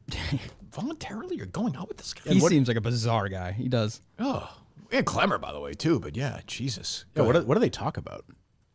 How should they put shit on it? Everybody from work, they shit on each other from work. I would think. I don't know. But Clemmer seems like a likable person. I mean, Yeah, I he don't is. think He is Nate likable. is too personable. I happen to like Nate. So, But you like him because he's annoying and yeah, but I just like. And I think he likes me, so I feel bad. Like I think he likes for some reason. I don't know why. there was some. I think it was in Surviving last night, but there was some moment where you were talking with someone else still playing, and Nate was kind of like jutting in, and the look you were giving him was killing me. Yeah. I respect it though, like the people who get eliminated. Like I'm telling you, all the way through, everyone is very into it. So which I do like, yeah. But yeah, what else? And then we have Brandon on the Yak yesterday talking about your dozen retirement, and then a little bit of Surviving as well. Okay, I'm sure this will be not a shtick at all. I don't know. Just get it here. 1 second. Yeah, take your time, Cole. All right, got it. There somewhere. You gonna quit the dozen now? Quit the dozen. Oh, what was that? I thought that was just what Kirk Minahan quit the dozen. I don't know why. He retired. Yeah, why? Let's show respect. Somebody called him racist. Kirk is a two-time champion. No, he's a one-time champion. 3-time MVP? Nah, I don't know. I don't Yeah. keep up with those awards. So put some respect on his name. I will never put some respect. Yeah, you should be. You're happy about this, right? Yeah, you finally can win. Yeah, the path is opened up. That's for you. true. And now when Brandon wins, None of you have won either. He never would have won. None of us care. Yeah, You care. You all care. Stop the with that same way you bullshit. do. Not He's the right same about. way He you is do. right about that. He is right about that. I don't like the. I don't care about. I've seen all these guys. They all fucking care. Yeah. Once you play, everybody wants to win. That's a bad. I hate that. That's bad. He wants you in there too. There's no way he wants to win without you being there. No, he's not gonna. Even if I wasn't there, he's not gonna win. He's a loser. He's never gonna win the championship. Never. Then what do you say? Probably 2 MVPs, maybe just one. I think 2. So he was kind of comparing you, three, but so like Hakeem, or comparing himself to Hakeem Olajuwon, like when Hakeem Olajuwon won 2 titles. Well, they were saying when Jordan went away. Oh yeah, I could see like that. kind of making that comp. Yeah. And then also the rest of them Doesn't Pat started try to win chiming in dozen about championships, or do you go join his tour so you could beat him? What's more important to you, winning a dozen championship or beating Kirk? Well, we built the dozen, so I would stay with the dozen. Okay. Sounds like so you're sounds like scared. you are scared of Kirk. Yeah. We built the dozen, so I was. Don't want to be. dozen Yeah, scared. exactly. Yeah. So. We knew he was scared. We built the dozen. It's very We're staying clear with the you're dozen. scared. I'm a dozen guy. Okay, so we got our answer. Got it. Yeah, makes sense. Makes perfect sense. No spoilers, but Kirk is a wild boy. Who is this? That was Mook. We tried to Keep talk my about name that. off your fucking mouth. Shut the fuck. I think he was kind of saying a compliment. I don't like Wild boy. I don't like. Don't call me that. Like, who is that? The guy with the red hair? Yes. Shut the fuck up. Shut up, you idiot. God. Ugh. He's on the yak. Yeah, because Who's he, out? Well, he's Was Chaps doing his rehab from ALS or something? What's going on? What is he with? Mook? It's a quick case from what I remember. Yeah. Who's it was a 12-hour case? Who is Mook? he's the redhead guy. What's he talking about me for?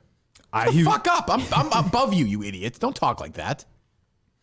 Mook's a wild boy. Wild. What are we? Is that him introing like a segment or something? No, he was just calling you a wild boy. I think he was saying he wasn't familiar with your game.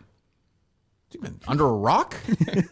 Either the only account he follows is the Barstool Sports main account. If he followed that, then he wouldn't know who I was. That's true. I always wonder that the people who like watch all these shows are like, who is this guy? Why is he in all these things? And why is he yelling at Dave Portnoy and everything? What? Who is this person? I don't even understand. Yeah. Who runs that account? Which one? The Barstool Sports main account. There's like a group of people. It Oh, runs that's through. I suspect, right? Probably. Yeah, that's fine. That's fine. So let me hear from Mook. I didn't know his When he game gets like going, it's must-watch TV. that. Him, Jerry, Rico. Oh my God. Yeah. Wow, boy, interesting. I haven't heard that from anybody in the last 48 hours. Yeah, are we crazy, Mook? Yeah, I should get a nickname. That'll change everything for me. He was the one that had those old tweets about Carabas, where he was like, Oh, maybe I like him then. Yeah, I didn't think of that. It's good. But then he pushed it out with Carabas, right? Yeah. Yeah. And pick You up. like Mook, right? he's okay. Yeah, I'm sure he's a nice I've worked guy. with him I'm in the sure he's past. a nice guy. Yeah. What else? Mook.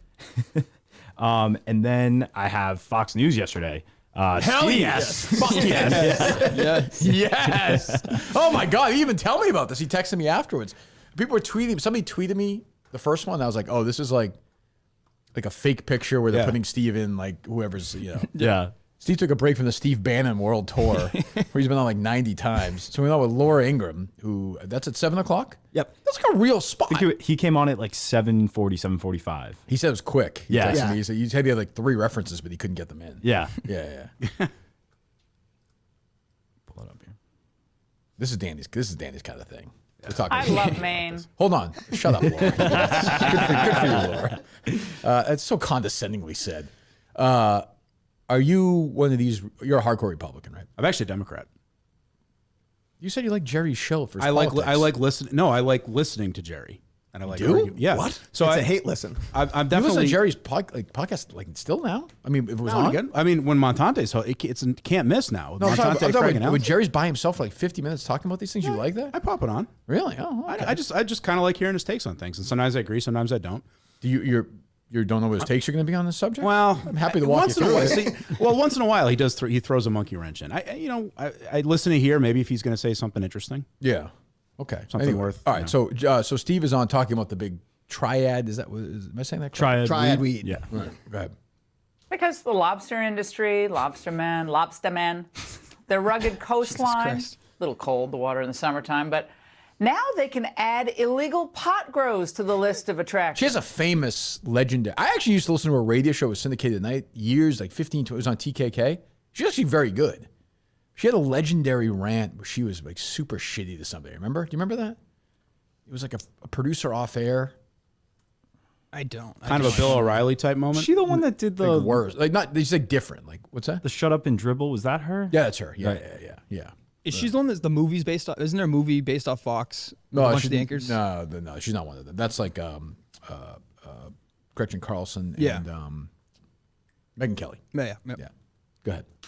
Now, these aren't from your average drug dealers either. An investigation by the Maine Wire revealed that there's more than 100 of them in the state on mostly residential properties. And they are owned by Chinese nationals. It's got a upgraded circuit box. So that's one of the things that they need Good to sound do. there. Brutal. That's okay. Steve's working. Is that from the streets. case? It sounds like it. In order to not start a fire. Most places in Maine are just going to have a 100 amp entrance, but that looks like it's a 200 amp entrance. My God. That's twice as many amps. A lot of amps. That's confusing to me because when I bought my house, we have 100, and even like our inspector said, you're going to want to upgrade that to 200. So that seems like it's a normal You putting upgrade. Steve's reporting in the question? Oh, on that one piece, yes. Wow. Good luck. You're questioning SE? All right. Good luck. Good I'm luck. just saying what my inspector said. Tweet out Upgrade. Andrew Augustus does not believe Steve Robinson's reporting on the triad case. Which is true. That's exactly what you It's just did. I just Tweet that don't. out. I just Yep. don't Thank think you. that the Too 200 late. amp is a Too dead. late. Okay, fine. Too late. Go ahead. Let me hear from the reporter himself. Just yesterday, one of these illegal sites was raided by law enforcement, and no one was arrested, but police found more than 1,200 live plants and 200 pounds of dried marijuana. The total value, $1 million. Joining me now is Steve Robinson, editor-in-chief of the Maine Wire, and Derek Maltz, retired director of the DEA Special Ops Division. Steve, I know you've talked to the owner of the property that was raided. What did he tell you about the people running that illegal pot grow? I'm sorry. No, it's just the owner of the facility owns a trucking company here. He had no knowledge of the illegality of what was occurring there. Did know that they were growing marijuana, but he just assumed that they were a licensed grower. And he's under no obligation to check their license. So he's really kind of a victim here because now he's out $30,000 a month in rent. So that's Steve, and then it goes into the other guy. Is that all Steve was on for? No, he comes okay. up again. Yeah, I thought he towards did. the Yeah, end. okay, yeah. But this guy just kind of made me laugh. a little. Thanks for asking the question. 4 years ago, when I was on your show, you summarized at the end saying, now we have Mexico and China working together to kill our people. Well, this alliance, this lethal partnership has been developing for many years. Obviously, with the chemicals producing methamphetamine and fentanyl. That's a wild jump, I thought. Well, I don't know. Bring fentanyl into it? I mean, I think it's part of Steve's story, isn't it? I think it gets into I it. think so. Yeah, I think it is. Yeah, I think it is. Yeah, Can you pick up my medication on the way home? What is that? That was the guy talking. Oh, that was like a show reference. I was confused. What the hell are you talking about? Go ahead. I'm with Greg now. All right, go ahead. Nobody wants to talk about except this show. Steve, we reached out to the Penobscot County Sheriff, one of the agencies investigating these Guess illegal what pot happened? grows. No comment. No comment. Now, while the sheriff said he wouldn't comment on any active investigations, Oh, yes. It's actually interesting, kind of. Go ahead. he wrote to us saying, I respectfully ask that you not indicate that these illegal operations are being operated by any certain demographic. The issue should remain that these are illegal and dangerous operations, not who is operating. What was what did Steve say that? Well, this was my favorite drop from this. Steve, why is the nationality important here? With all due respect to the sheriff, who should be defeated. Just that why? What did Steve say? What did Steve say? Well, according to the Department of Homeland Seems all Security, business. some of Yeah. the money that is generated from this activity is sent back to the People's Republic of China to fund other illicit activities. So I think the nationality and the connections to a hostile foreign government are kind of a big part of the story here. Now he's feeling it. Yeah, that boy, and Steve. Good for operations. Steve. I'm proud of him. That's a good job by Steve getting on there. He's working hard. That's just what he's trying to do. I mean, he's come a long way since Simply Steve on the Hammer. That's true. That's what I'm saying. Look at him now. He's on Fox News. This is really happening. I'm happy for Lobster Boy. What else going on? Then we have Steve was actually the lead-in to Jesse Waters, who had the 5-year-old on. Oh, I saw that. With the Jesus Christ. Now they're using this poor kid as a prop. Well, I mean, Jack Mack apologized for his video that he made, kind of first calling the kid out, saying the blackface and the headdress, and then he kind of turned tail and said, "I'm sorry, that was wrong of me." Turned feathers. Yeah. Turned tail when? What are you saying? He made a video. Jack Mack from Barstool. Jack Mack from Barstool Sports made a video originally saying that the kid was in blackface. The kid was in blackface. So he apologized for that. Yes. But it turns out he was wrong to apologize.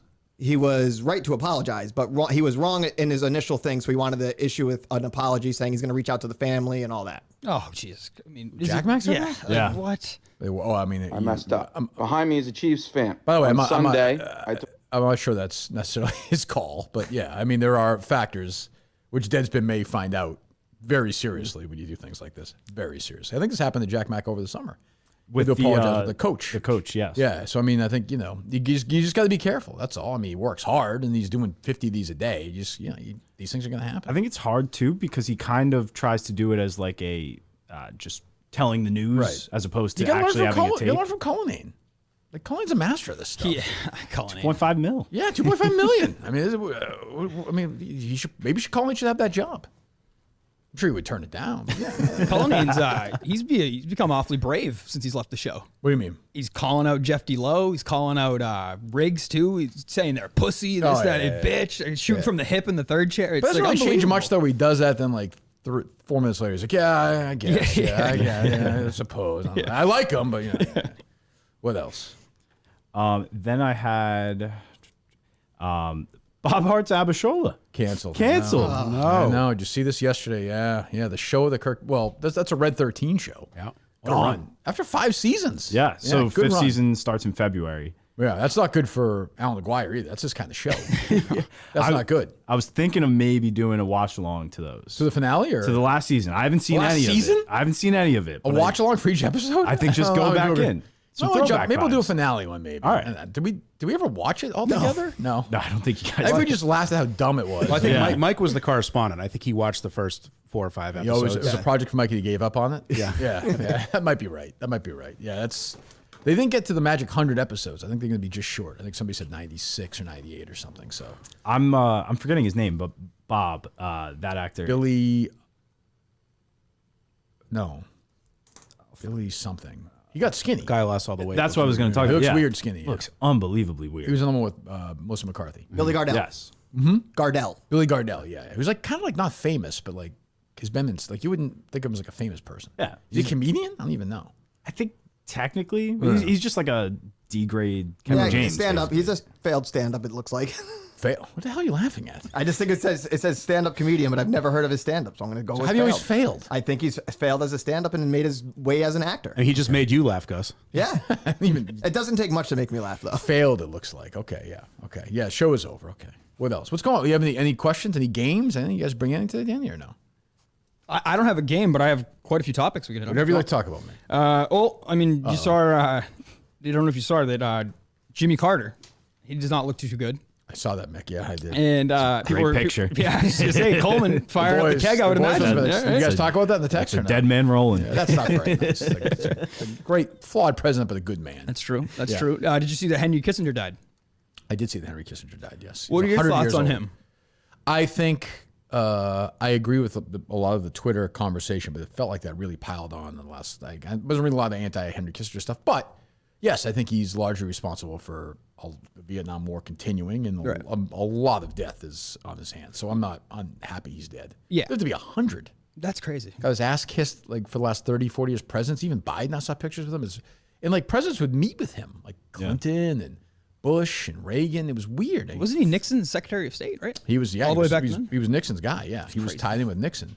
Was not part of Watergate, but I think continuing on with Ford and was always like consulted with like every president. He's always I think around all the way through. I think even Biden, maybe not Trump. I don't know, but maybe Trump. I don't even know. But yes. And I did see the Mrs. Trump was with the other first ladies at Rosalind Carter's funeral. I didn't see that. I saw people were coming at her for not wearing black. She wasn't wearing or black. something. Yeah, I saw. Well, she was, though. Yeah, she was. She had the jacket on. Yeah, right? jacket. Well, I saw a couple of these crazy right wingers were like, "Why are Bill Clinton and Joe Biden and Michelle Obama on a plane together right now? Like and Hillary Clinton, where are they going?" And it was like they're going to the fucking funeral. The island, baby.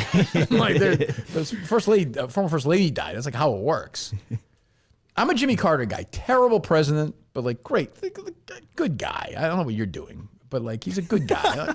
It's a very odd thing. Isn't he really popular after? Yeah, he did a lot, tons of stuff, charity stuff. The Habitat for Humanity. What's weirder, that group chat with Coleman's high school teacher, or Mike going to sleep with Kennedy assassination YouTube videos? That's bizarre. That went right over my. I stopped my tracks. I said, "What the hell did he just say?" Yeah, well, that makes no sense. I have to admit, I've done that though.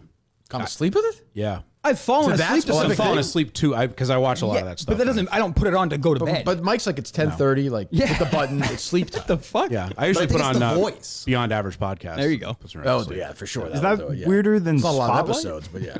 Spotlight's weird again. Somebody tweeted at me the scene where in Spotlight where the guy's like, "Yeah, I was like sleeping with children, but so what?" And I just picture Mutt just like, it's like just about there, and he's like, "Oh, there it is, the final one." See if you find that cut where it's like very, very strange. But I'm watching a woman eat an apple, so who the fuck? Everyone's weird. Whatever gets you to sleep, I guess. I don't know. But I'm with these guys that need something to fall asleep to, and I've tried Tim and Canton's pillow. Like that keeps the wife awake. So sure. I get, Let's pretend that we don't know what that up is. there. Yeah. What is that?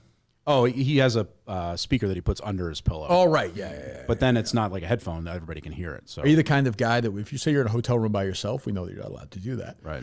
But if you're away for work, do you need the TV on like while you're in the room the whole time? I usually keep it on. You strike me as a turn the TV on guy. Yeah. I had a TV brother on. like that once, yeah.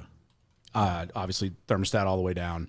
Sure. Well, and then I'm allowed to not use headphones because I'm by myself. So that's pretty exciting. Yeah. You see, you ask him a question, yes or no question. You talk about the temperature in the room. That's right. He goes. Pillows, man. right? He goes. I'm actually the opposite of Henry Kissinger. He was famous for taking a very long thing and I wish you were the shortening same as Henry Kissinger at this moment. Honestly, 100 is fucking crazy. Triple digits. Fucking crazy. I'm halfway there. That seems impossible to live to be 100 years old. Do you want to live to 100? No! Are you fucking crazy? Yeah, I figured not. I would rather die today than live to be 100. That's not true. That is, definitely true. You know how brutal the last 20, you can't do anything. Yeah, but like you got your kids and stuff. They'll you be fine. They'll be fine. They'll miss me for like a week. They'll be fine. I can't, no, that's not even like, that. It's a good question. I think it's a good debate, but I would much rather, would you want to live to be 100? You're gonna be like a foot tall when you're I'd rather be 100 than 50. That's right crazy. now? What? No, I'm saying I would rather live to 100. Yeah. Really? Yeah. I What, feel like what once if it's you like, hit what if 60, it's like terrible, like, yeah, that's different. But like, what if you're Henry Kissinger and you can play golf till you're 93? I don't think Henry Kissinger's playing golf. Well, like now, but like, in his 80s, he maybe not him. He might be the best example, but You see old guys walking around doing stuff. I know what you're saying, but that seems to be an outlier. for sure. But like, I feel like a 75-year-old guy just hanging out in the last couple of years, there's nothing wrong with that. No, I think everything's fine until you're 80. Then Okay. I think things really slow down. Like, I think you can play golf when you're 78 or run even. I see people doing that or going on trips or drives. But then like when you start having your kids drive you around. Yeah. Then it's like just fucking put one in my head. My dad lost his father, and it was very it was not a great ending there. Very ugly. As This far is as, recent? A couple years ago. Yeah. A few years ago. But he said, he was like, when I'm older, do not let me get to that point. Like where you're very wiping tough. my ass and shit like that. Yeah, Like, well, that's I've just- seen it with my parents. They were sick and they were younger, but yeah, it's not a great thing. They have to tell your parents like, yeah, you can't drive anymore. Yeah. It's not great. Do you think Clint Eastwood or Gene Hackman will make it to 100? They each have 7 years left. Both going strong though, right? Still driving They're themselves. both skinny though. Yeah. I did see a. Call me thinking. Shut up. Oh my bad. Gus loves that. I think one of the two will make it. I don't know who. Yes, one. But I'll tell you what, when you're that old, like once you get anytime, anything can happen. You could. Clint Eastwood, God forbid this. Don't call this idiot. Don't call today. Clint Eastwood could die 2 days from now. I wouldn't be surprised. He's 93. Like think of a 93-year-old in your life. Like your whole life is around this elderly person. Like he's directing a movie right now. So that's unbelievable. Is he actually like directing it though? Well, he's Is it there. Like He probably got set. It's like Joe Paterno coaching Penn State, where he's like just Well, kind of on the sideline. I hope not. No, but like you know what I mean. Just a figure there, basically. Like Belichick? Yeah, maybe. I could say. What were you going to say, Gus? Were you going to say something or no? No. Oh, okay, you're going to say something. Okay. Coleman's going to say something. Go ahead. Yeah, I just saw a clip the other day of Bruce Willis with that his was daughter. sad. That was tough. Yeah, that was really tough. That was not good. No. I saw Jim Murray. I think lost his father. He did. Yeah, I talked to him yesterday a little bit. Yeah, it was sad. Unfortunate. He had been sick for a while, and I think Jim's mom has passed too. So he's like me. He's in the orphan club. Great guy. Jim's a great guy. I didn't know his dad at all, but I remember he was very. We never met in person. We had communicated. We had never met until the Trump White House trip we took. He was there for 98.5. Thank you, Jerry. That's right. I guess that was Trump. We can cross Danny off the Trump collar. It's not true. Thank you, President Trump. And we've always been very friendly. He's a huge fan. I could tell you, he texted me yesterday, actually. Let me see here. Jim Murray.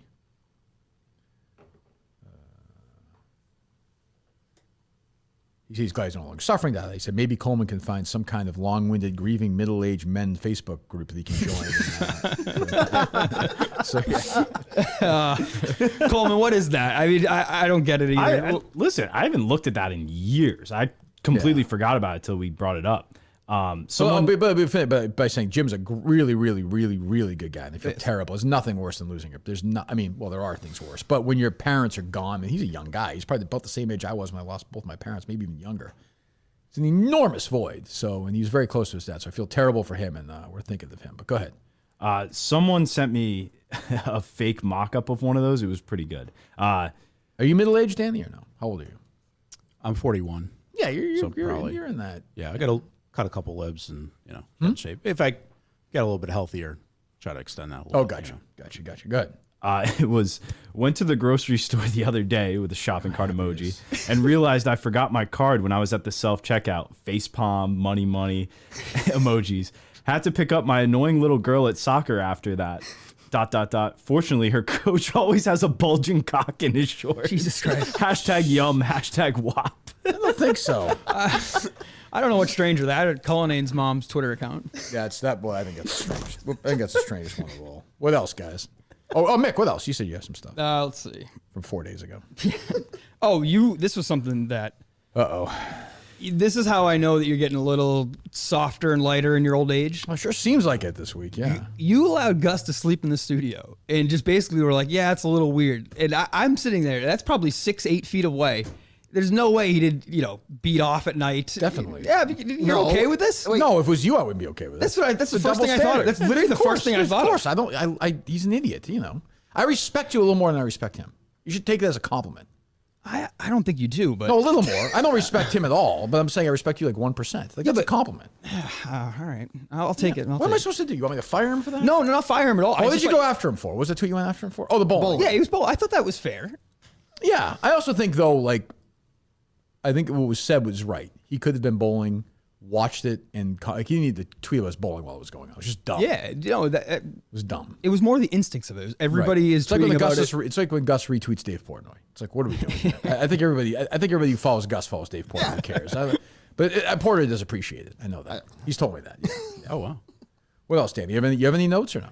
You seem like a notes guy, no? Yeah, no, I got a few notes. First off, I actually did bring a game, but I don't think we're actually going to play that. I think I'll be fine with that, though. Honestly, I think I would blow right. I'm not trying to be cocky or anything, but I feel like I would.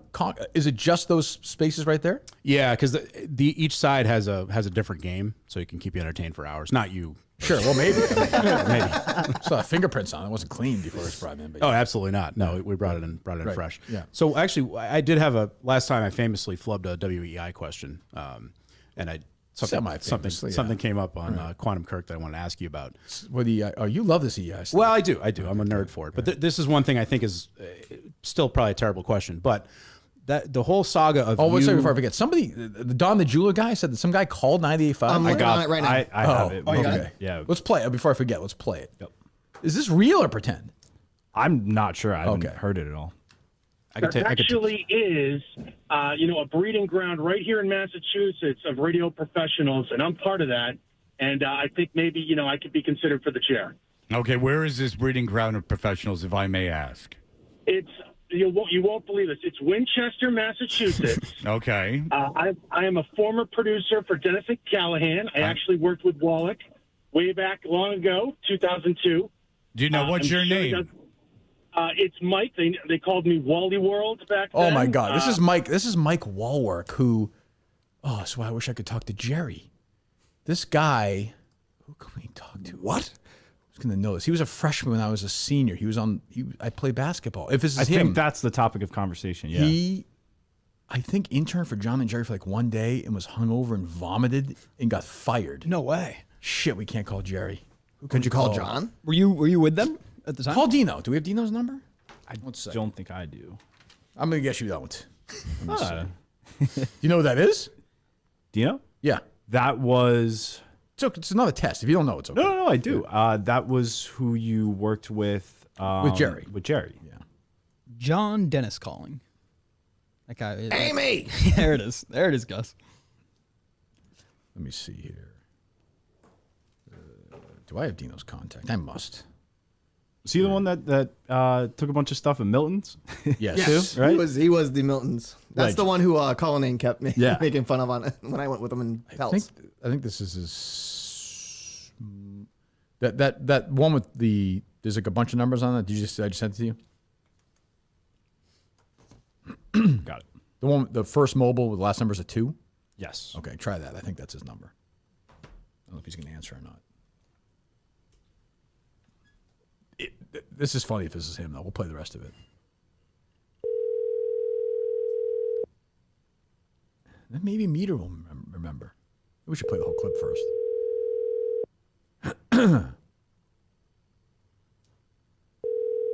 Old guys, usually. You know? Yeah, I would think so.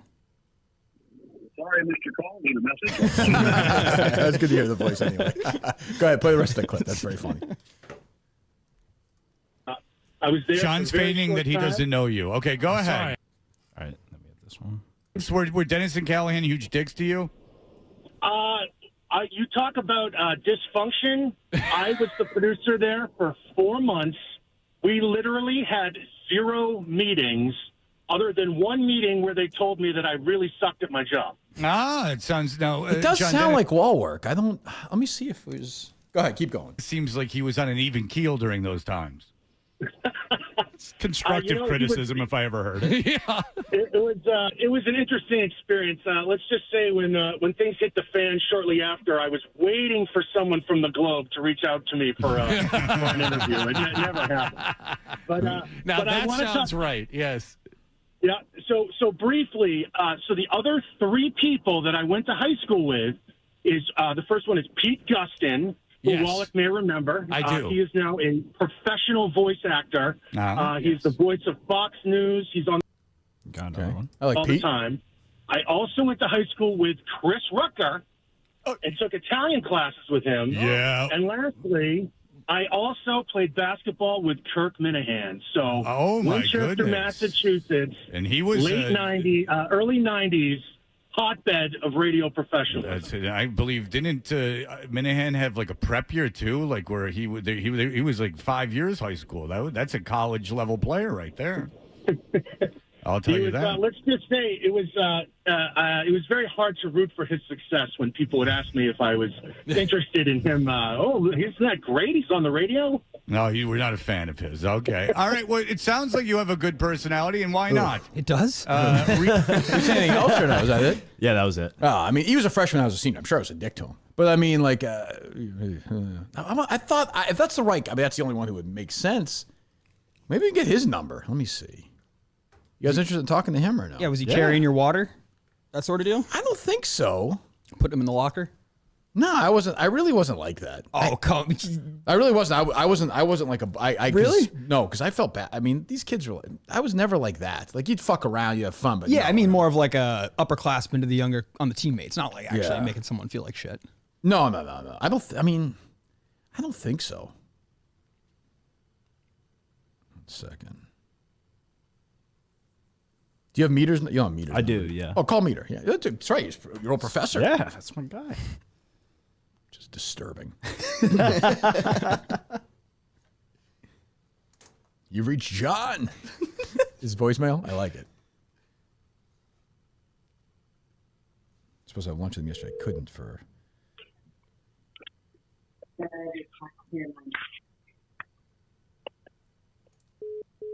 Call him back. What the fuck's he doing? I don't know. Just hung up on you. Probably terrified to be on. Yeah. Call him back. Jack. Hey, Meter, what's up? You're live to air. Meter, I can handle it. Coleman, I can handle it. Meter, it's me. What's up?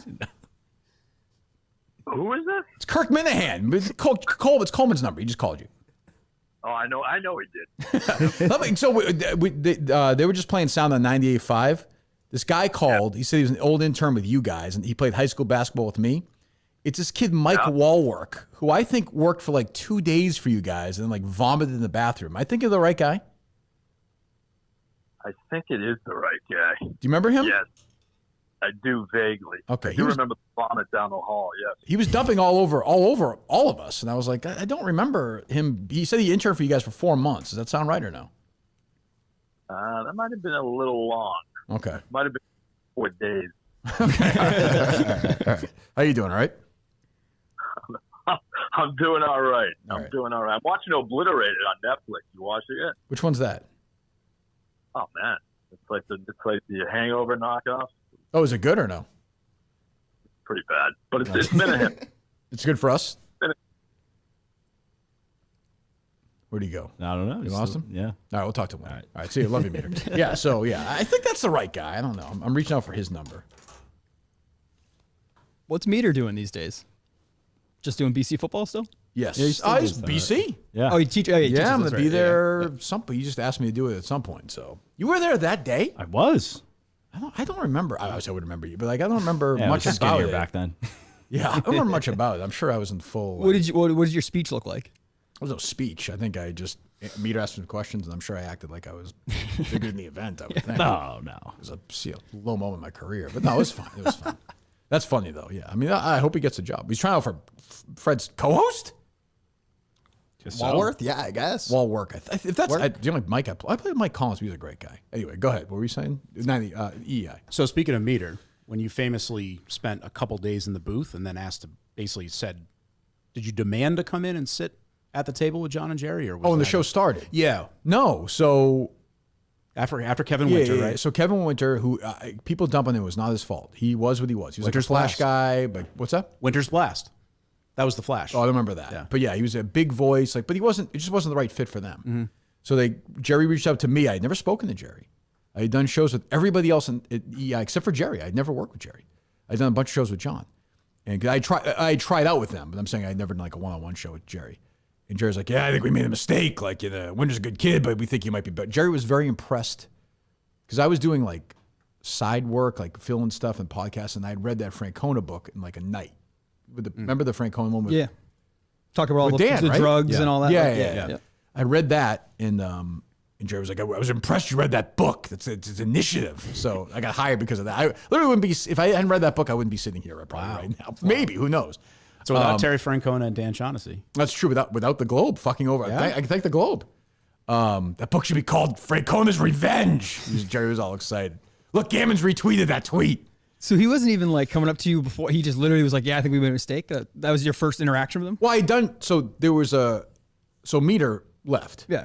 So they did like a fill-in thing for like 3 or 4 months. Yep. I did it, a bunch of them. I probably did like 4 or 5 or something. I remember, yeah. Kevin did a bunch. And they tried a bunch of people. There were some just no Jen names, Royal did some. Oh, yeah. Randy Scott, who's ESPN, I think, did a couple. And then there were like people in-house did them. I forget. So they had a guy from LA come in. What was his name? I don't know. He's on overnights now on one of the stations. Yeah, but you're right. Like people like that. He like took a red eye in. And, Yes, I remember that. Yeah. And I really wanted the job. And I remember Steve Ciaccio, the old producer there, called me. He was like, yeah, we're going with Kevin Winter. I was like, okay, I think that's probably a mistake. But again, nothing against Kevin. I just didn't think it fit the show. So I remember it was like, it wasn't very long, maybe a month or two. I went for a run in Winchester after I dropped the kids off, and I got a call. I didn't know the number, and it was Jerry. He got the number from Chach. He's like, hey, he's like, we need you in here. He's like, tomorrow. I'm like, you want me to start like tomorrow? Like this is a show. This is like a marriage. Like they've been together for like, I don't know, by that point, almost 20 years. 20 years, yeah. So I talked to Jason Wolf and to Chach on like a conference call afternoon. I was like, the only thing is I don't want to be in that booth. I was like, I want to be in the room with those guys. I don't want to be a flat. It's not what I do well. And they're like, great. So the first show I was in the studio with those guys. Okay. What was your reason? Like, sorry, I didn't mean to interrupt, but like, I felt like I would be minimized right away. Like, you wouldn't be a big part of the show? Yeah. I didn't want to do, like, Meter was also very good at it. Like, he was like a sarcastic, like, he'd jump in with and I was like, I wanted to, because I was kind of at the point where they were starting to tell me, like, if this isn't going to work, you might get a chance at a show. So I was like, well, I don't want this to not work. Mm-hmm. I want to give my one shot. I want to do it. So I got in there with those guys, and honestly, of the two, the one that was more open at the beginning was John. He was fine with it. Even in the beginning, he's like, talk more. He was very supportive at the start. And then after like a week or two, they're like, hey, Nesson, because the show was on Nesson at the time. Yeah. They almost want you in can you try the booth a show or two? Because that way you have your own camera there. We can't really get, I was like, so I tried. I just hated it.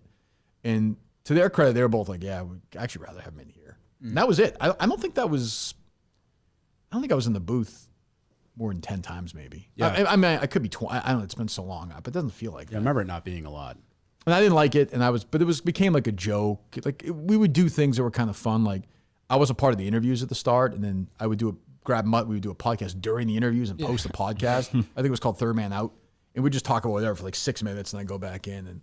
But yeah, that was, I didn't love being in that booth ever really. It was because they're literally, John's back is turned to you.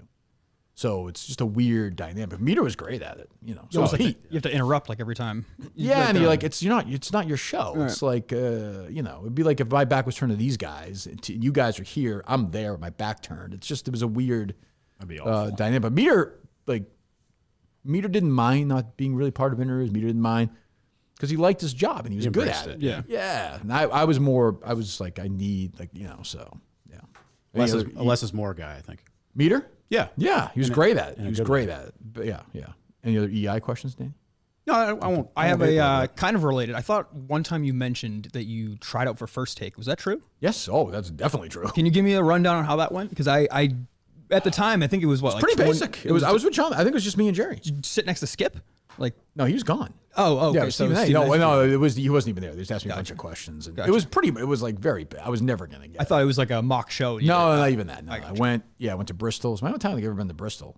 But I knew I wasn't going to get it. There was no way I was going to get it. I think it was more, and it was fun to tweet and talk about. Was that like your agent just like reaching out and being like, hey? They reached out to me. Oh, really? Yeah, because I think I had gotten some dust-ups with ESPN. I think they were trying to be like wacky at that point or something. I think I was 16, maybe. I don't know. Yeah. What else? Anything else, Danny? No? Well, speaking of Bristol, actually, I had a buddy that worked at ESPN, and oh God, I shouldn't have gone there. I walked into the bathroom, and Scott Van Pelt was walking out and had just taken a gigantic shit. Really? Yeah. Interesting. Did I save that story? What? Was it a joke? No, it was real. It's a true story. What? Text Greg, we're sorry. Tell him we're with him. You're welcome, Gus. Team Greg. Gus. Boy, Dave is the talent. He's my better two-thirds. Danny. Is that just there are people who else? Somebody else is like that. I don't know. They always say somebody else in our world is like that. It's a name off. Daver and Steve. Steve. Yeah. But he's Italian. That's true. Daver's not. He's whatchamacallit. Portuguese, yes. Portuguese. Yeah. What else, Coleman? Man, look at this guy. He's raising my blood pressure already. You're a cynic. Are you buying the Steve actor now? I think he's playing it up, but I think he's playing it up thinking he's obviously reached out to you and tried to talk to you. Yeah, he asked me for advice. He asked for advice. The advice I gave him, I said, just make sure you can laugh at yourself. I was like, don't take it too serious. I was like, that was the only thing I could say. Seasoned veteran. Yeah, that's the first thing I said was I'm not some seasoned. Did he reach out to you? No. That's almost unbelievable. He's reached out to literally every other person, I think, in the world. What does that say about me, I guess? Yeah. I don't think it's an act. I think that's his personality, and I think he plays it up a little bit because I think he thinks people think that, he's crazy, like in a funny way. But like, no, he's crazy. He's like crazy. Well, know it's not going to end well. No. I'm not even saying he could be in Portland in March. He could be a year from now. But whenever it ends, it's not going to end well. And it might not even be a bad intentions by him. No, I agree. It's an annoyance factor built up over time. So I'm kind of amazed that Snell just left because he's crazy. Where is Snell? He'd be great. This is what happens. See, people start missing guys like this. Snell's he was wacky from the beginning, though. I mean, he's one of a kind from Do you the think start. Snell's still listening? For sure. Yeah? Up in the woods somewhere, maybe. Yeah, maybe. I liked Snell. Snell made me laugh. Yeah. Yeah, we've had a lot worse. Coleman missed Snell completely, right? Do you even know who that is? No. Yeah. Oh, I mean, that would be great. He hasn't caught up to that part yet. No. Yeah. That was a short window. But. Snell was at Jon Stewart's thing. Yes. He was at the service thing. Girl on the Hill? For John. Girl on the Hill, yeah. Where's John? He's dead. Died a little more than a year ago. Well, at the time, a year ago, we didn't know. That's true. Yeah, where's John? Where's He's in the other, in the Justin or Dave Cullinane Memorial Studio, however we want to. That's Gus's bedroom as well. It's true. No, my bedroom's down the hall more. John from Scranton stole the picture.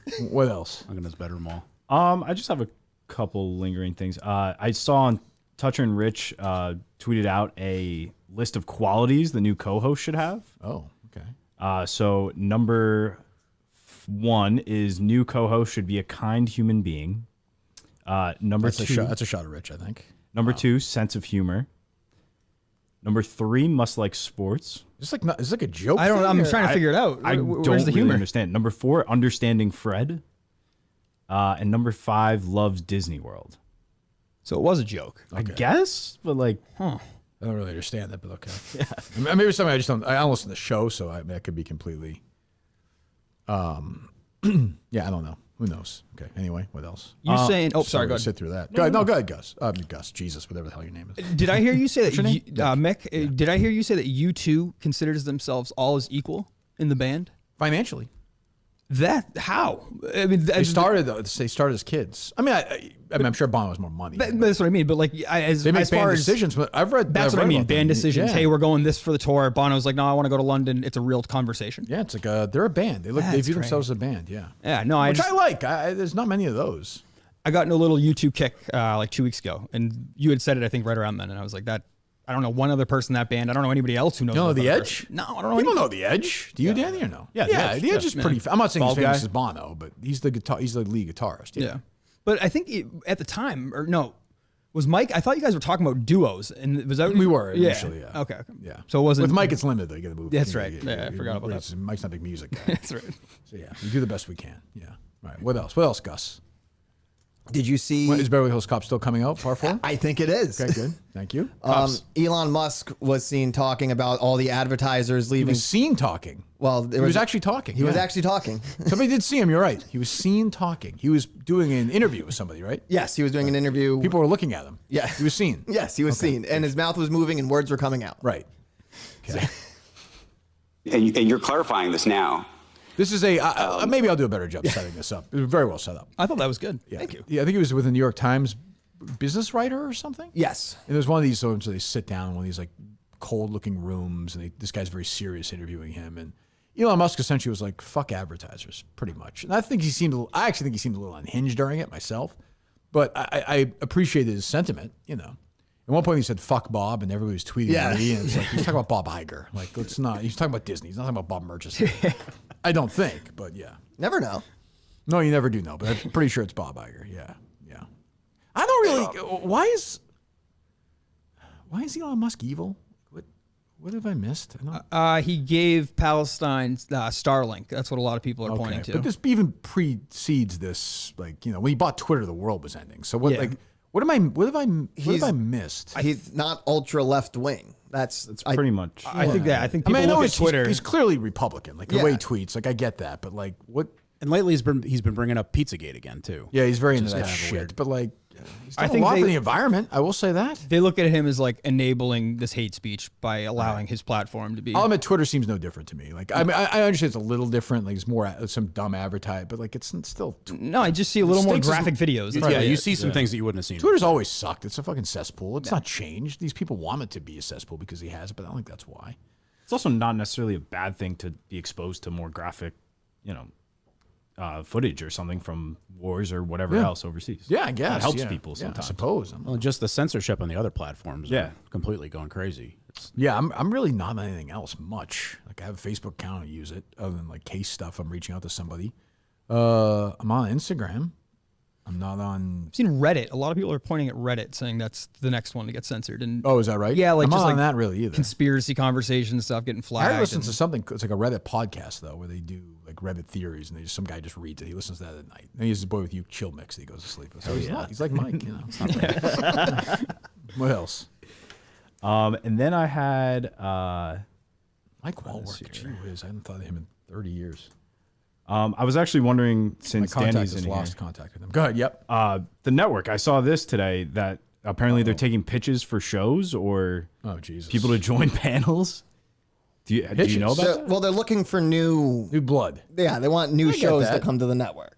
Is there any type of show, I guess to Kirk specifically, but the group collectively, like that you think the network could benefit from having in relation to our show?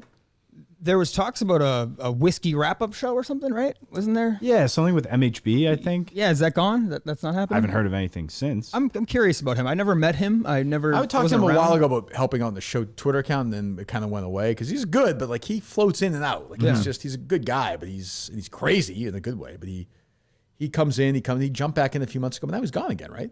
Yeah, and then the I don't see him on Twitter. Right, I same. see him here and there. Yeah, not as much. It was a job thing, right? When he initially left. Yeah, I guess. I don't know. Yeah, I don't know. I always found him entertaining. Yeah, I like him. That was your question, Coleman? Yeah, I just saw that they were posting about it. I didn't know. Is that right? Yeah. Yeah. I don't know. What are the show? Well, has there been any new shows lately? I don't even know. Not new. I've never watched the Sick one. I haven't watched that. I feel like I don't like Sick. I feel like I'll be sick if I listen to it, so I don't listen to it. That guy's not bad. I heard he's pretty good. Yeah. He's good. Yeah, But he's got a good shtick where he talks. He's What's very the worst good. show on the network, Danny? Quantum Kirk. Stop it. Don't. What's the worst show on the network? You're here. I mean, they're all pretty good. Gus, what's the worst show? No, they're not. Gus, what's the worst show on the network? For me, it's the Big Dog Gambling Show because I just don't gamble. Ooh, okay. I'm a big gambler. I just don't gamble. That's why it's okay for me. All right, Coleman. I might go with that one as well because I'm just a Robbie V guy. I like the quick hit Robbie V. I don't like when Menners takes calls. I've said this. It's just not funny, and it's just like not. It's the same two guys, and it's not funny. Yeah. And Menners isn't funny. We know that he can be funny. As I said, the idea of him is funny. I He's agree with actually that. not funny. That's right. Right. Yeah. It hurt his feelings when I said that, but it's just the truth. Yeah, he didn't like that very much. He didn't. I saw him tweet out that he would do anything to be in America to be at this open third chair position today.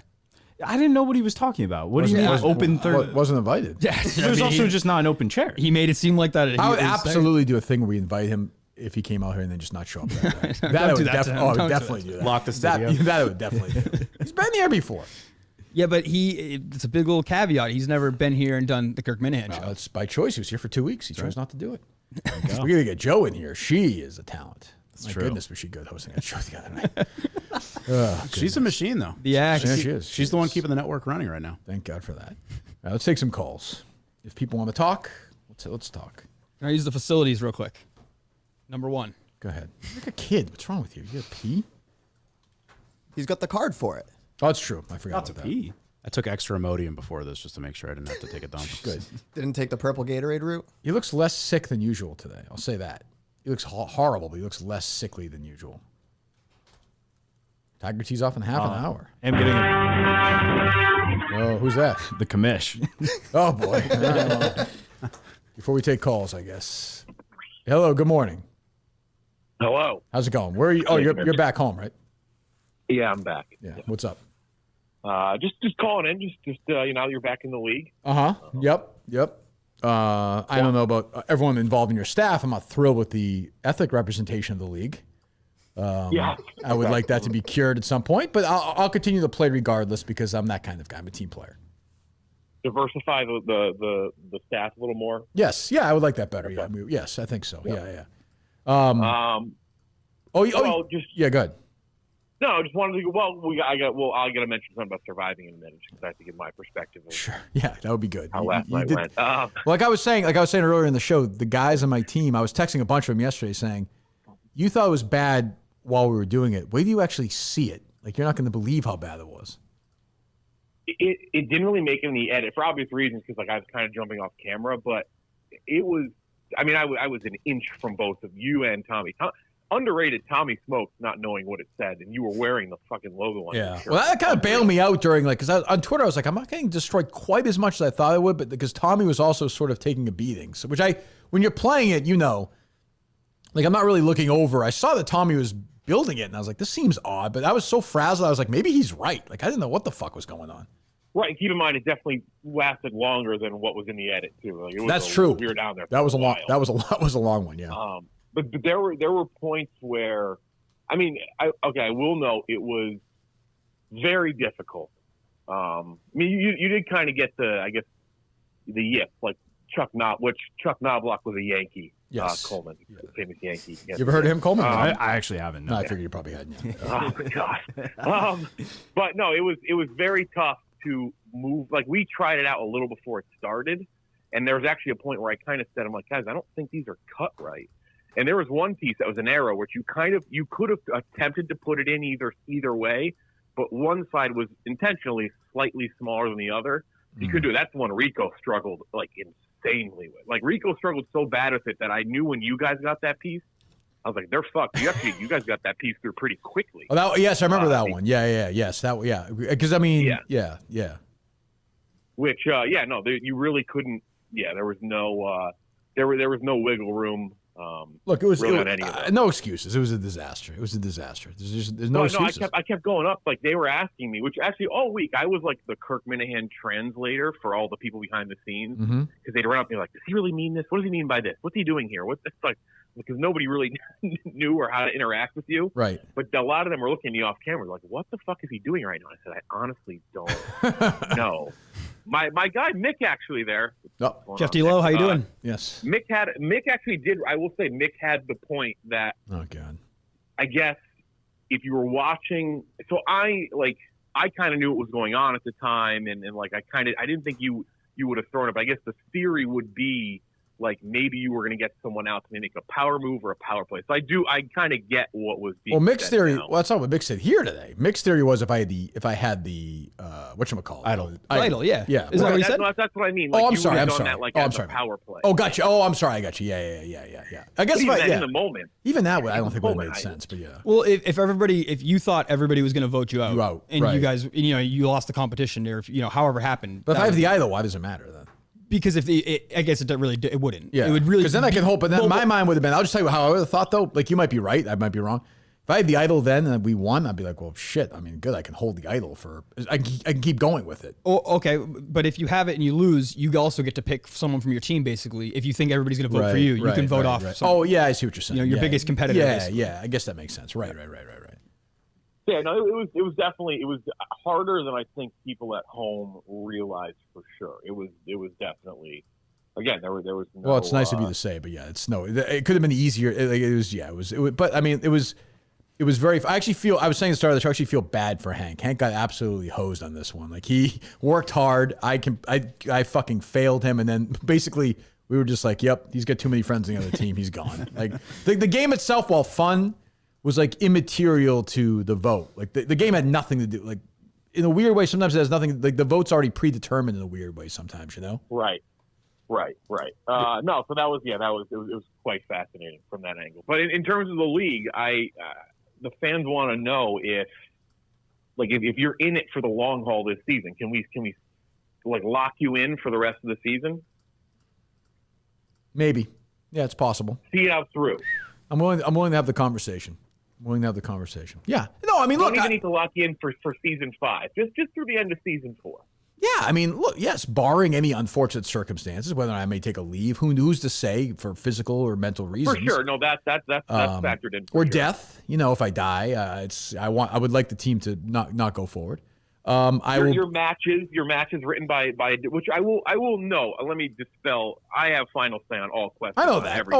I know that. Like, there was no tampering their matches, but your match will be written by different parties, and Sure. Yeah. No, I'm on board. I had a nice chat with my team yesterday, so I will be part of the face of the dozen, for the rest of season 4. Absolutely. I'm pretty sure Rico was not going to play. Rico was not going to play. Yeah. I can tell you, Rico was not going to play. No. I will also say this: there was another prominent player in the league, a newer team, a more fun team, who I think was going to leave as well. Interesting. I'm not going to say who it is. What's that?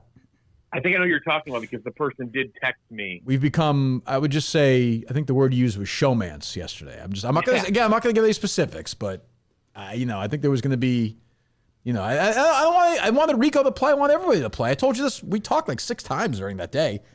I didn't want this guy to be fired. I was like, I want everyone to keep playing. I told you, I was like, the dozen's going to be totally fine. life. Yeah, I mean, life behind goes the scenes, I fought that the day you left. I called you like 5 times. Like, I was like, we got to figure something out. Like, I'll figure. We'll make whatever work. But yeah. No, I'm excited, Brad. With Hank and Rico, I'm looking forward to repeating. So there's no question about that. I will say this, again, I'm always hesitant because I don't want to spoil anything, but I actually think the next episode's challenge might be the most fun watch for the viewer, maybe. It's when you said earlier in terms of drama and reaction, you can see the challenge at the end of last night's episode. It's in the on the next episode. Yeah, right. Oh, right. Yeah. It's a lot of fun. My 2 favorite challenges were the first one. First one was great. That was easily my favorite. But this, in terms of ones that we came up with, this was my second favorite easily on Monday. And it was another long challenge and grueling too. It was very. It was. And when you see it, when I walked up to it, I was like, oh, this actually isn't gonna be that hard. And after like 30 seconds, I was like, oh shit, this is gonna take a long time. But it was fun. It was good. It speaks to the commitment of you or like Dave. Dave has a zillion-dollar house in Nantucket, and you can see the challenge. I'm not spoiling this. And he was scooting around on a desk chair like a 5-year-old around the office. Right. It's just like it's unreal. But the last thing on the dozen thing, by the way, is the best fallout of all of this is that fucking Montante has my phone number now. I know that's your fault. That's change your number, like move, like everything's because he has a list. Are you on it, Danny, or no? I come and go. I think. Yeah, there'll be a time where you're like, because I think he views you as somebody like kind of like higher. He doesn't want to bother you, but there'll be a drive he's taking for his dumb job where you're like 8th on that list and. His 7th call is literally like, I don't even know, Daver from Hull, and Daver's working, and he's like, well, all right, I'll just call Jeff, and like he'll just call you, and like if you answer, you're fucked. Jeff, has he booked you on Montante's World yet? There's a race right now as to which show I'll be on first. That's right. Because I don't count being on with Menners the other day. No, that's not. Yeah, that's on the. Yeah, that has to be on the telethon. That has to be on the network, though, right? Right, Gus? Yes. Yeah. Can we get you on Quantum Kirk? It's a huge. I'll come on any of the shows. So right now, it's a 2-horse race. Wow, this is unbelievable. This is like between Menners and Montante. Who can get me on first? As a movie podcast star, did you know until yesterday that Beverly Hills Cop 4 is coming out? Gus broke that news yesterday. Did you hear that or no? Well, the news today that he broke is him like questioning Steve. Unbelievable! It's just the 200 Even the other night. Unbelievable. Of all the shit back and forth the other night after all of this, all like the drama and the notes and the challenge, like the number one thing I just wanted to get out is like it's very funny if you're watching this that we fucking recorded an episode of the Kirk Minahan show with me and Rika, and I set the account up perfectly to just be like also the John Rich thing, and the 2 people in the studio, the booth across from you, one of them went out and tweeted the John Rich thing. The other thing took it like a personal shot at him. This is true. Yeah. This is true. I'm sorry for thinking as being a punching bag that you were trying to take heat off of you. I'm sorry for thinking as being a punching bag. Yep, there you go. I'm sorry for thinking as being a punching bag. I was for the record, I love the list. I'm a list guy. That list is amazing. It's incredible. I'm glad you like it, Jeff. Last thing is like it happened to me again this morning going to Starbucks. Like one guy outside and then one guy inside. 2 guys talked about surviving. Like this is like crossed over. It's crazy. Yeah, like I told you yesterday when we talked. Someone yesterday in the airport was like, tough night. I was like, oh god. But it's really. You and I were tempering it a little bit because I'm always worried. Like you just don't. You don't know. You also don't know about like the age. The first episode got age restricted, which that sounds like a who cares thing, but it really it fucks the views. Like it can tank the show where nobody sees it because it doesn't pop up on anyone's feed. So I was like, and so I was worried, but no, it's pretty awesome. What does like a Mama Lowe who like I've never met her, but she she must know, like you and I are legitimately now like really good friends. What does she think when she's watching her son and this guy who's his really good friends? He goes to Bruce Springsteen. They go to dinner. Is saying that he wants to kill her and blow up her home. I mean, there must be some. Out of all that, it was just like they know who you are very well. They're very aware of Kirk, very. And like I think now I go to Springsteen with you. Like I mean I live with my girlfriend. She hears me on the phone with you every now and then. We talk about like our lives, like mental. Like we talk about real stuff. Like we're real. Like I consider you like a little brother. Yeah.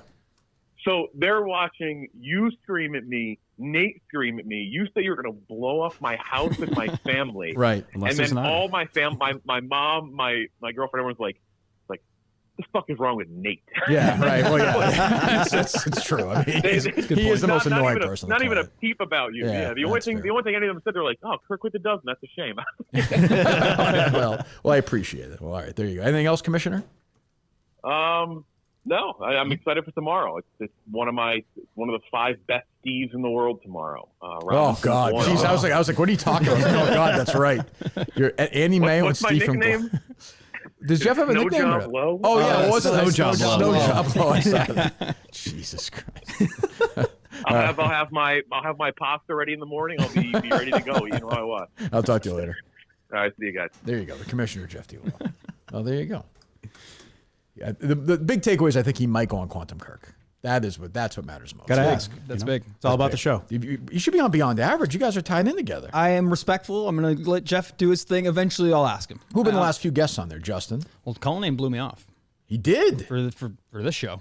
Ooh. I know. I couldn't believe it. I was like, you sure you want to do that? It's still commitments, though. You should have done it. You should have done it. I know. Could have done it from here after. Well, we were going to do it Monday during the telethon, and then he found out I think he was coming in on Wednesday, and he was like, don't really want to do both of them. Why?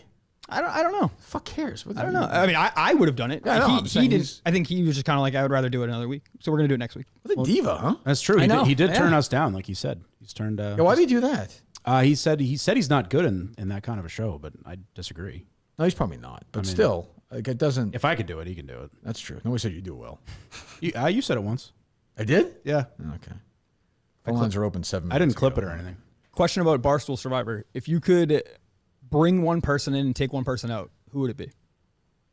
From like the company. I feel like Whitney would be great. For sure. Well, Whitney would be in for sure. Yeah. He would probably never do it though, right? I don't know. He was texting me about it last night. It's same as the Ryder Cup. He's into it.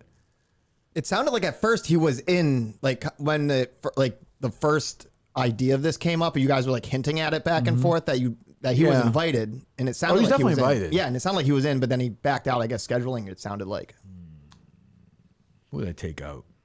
It's like a perfect it's been such a good season. Oh, Nate. Yeah, of course. Yeah. Of course, Nate's there. Jesus Christ, make my life so much easier. Yeah. Yeah, sure. I think some Francis dynamics in there could have been fun. Brandon as well. Comedians to me, I don't. Well, just based upon the last blow up, I was saying. Yeah, it's like an A-list event, though. Is there a reason Whitney couldn't do it? What's that? Whitney couldn't do it, or he wasn't offered? Or I think he had something going on. It was like the start of NHL, I think. I think they were doing something opening week. They had like an event or something. I could be wrong. Didn't Francis just do the last one? Yeah, the most. Can't do both. So that's probably Can't why. do both. Yeah. I don't think he would have.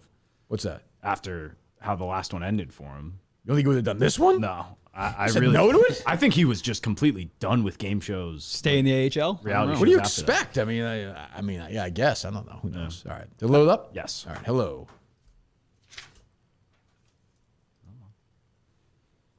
Out in Western. Hello, 1,000-pound sister caller. What's going on, Kirk? What's up? How are you doing? So, some more drama going on TLC over 1,000-pound sisters. You hear Tammy Slayton's husband recently passed away? Which one is she? Tammy Slayton's the one that's in rehab for her weight. She's the heavier. She's the heavier of the two.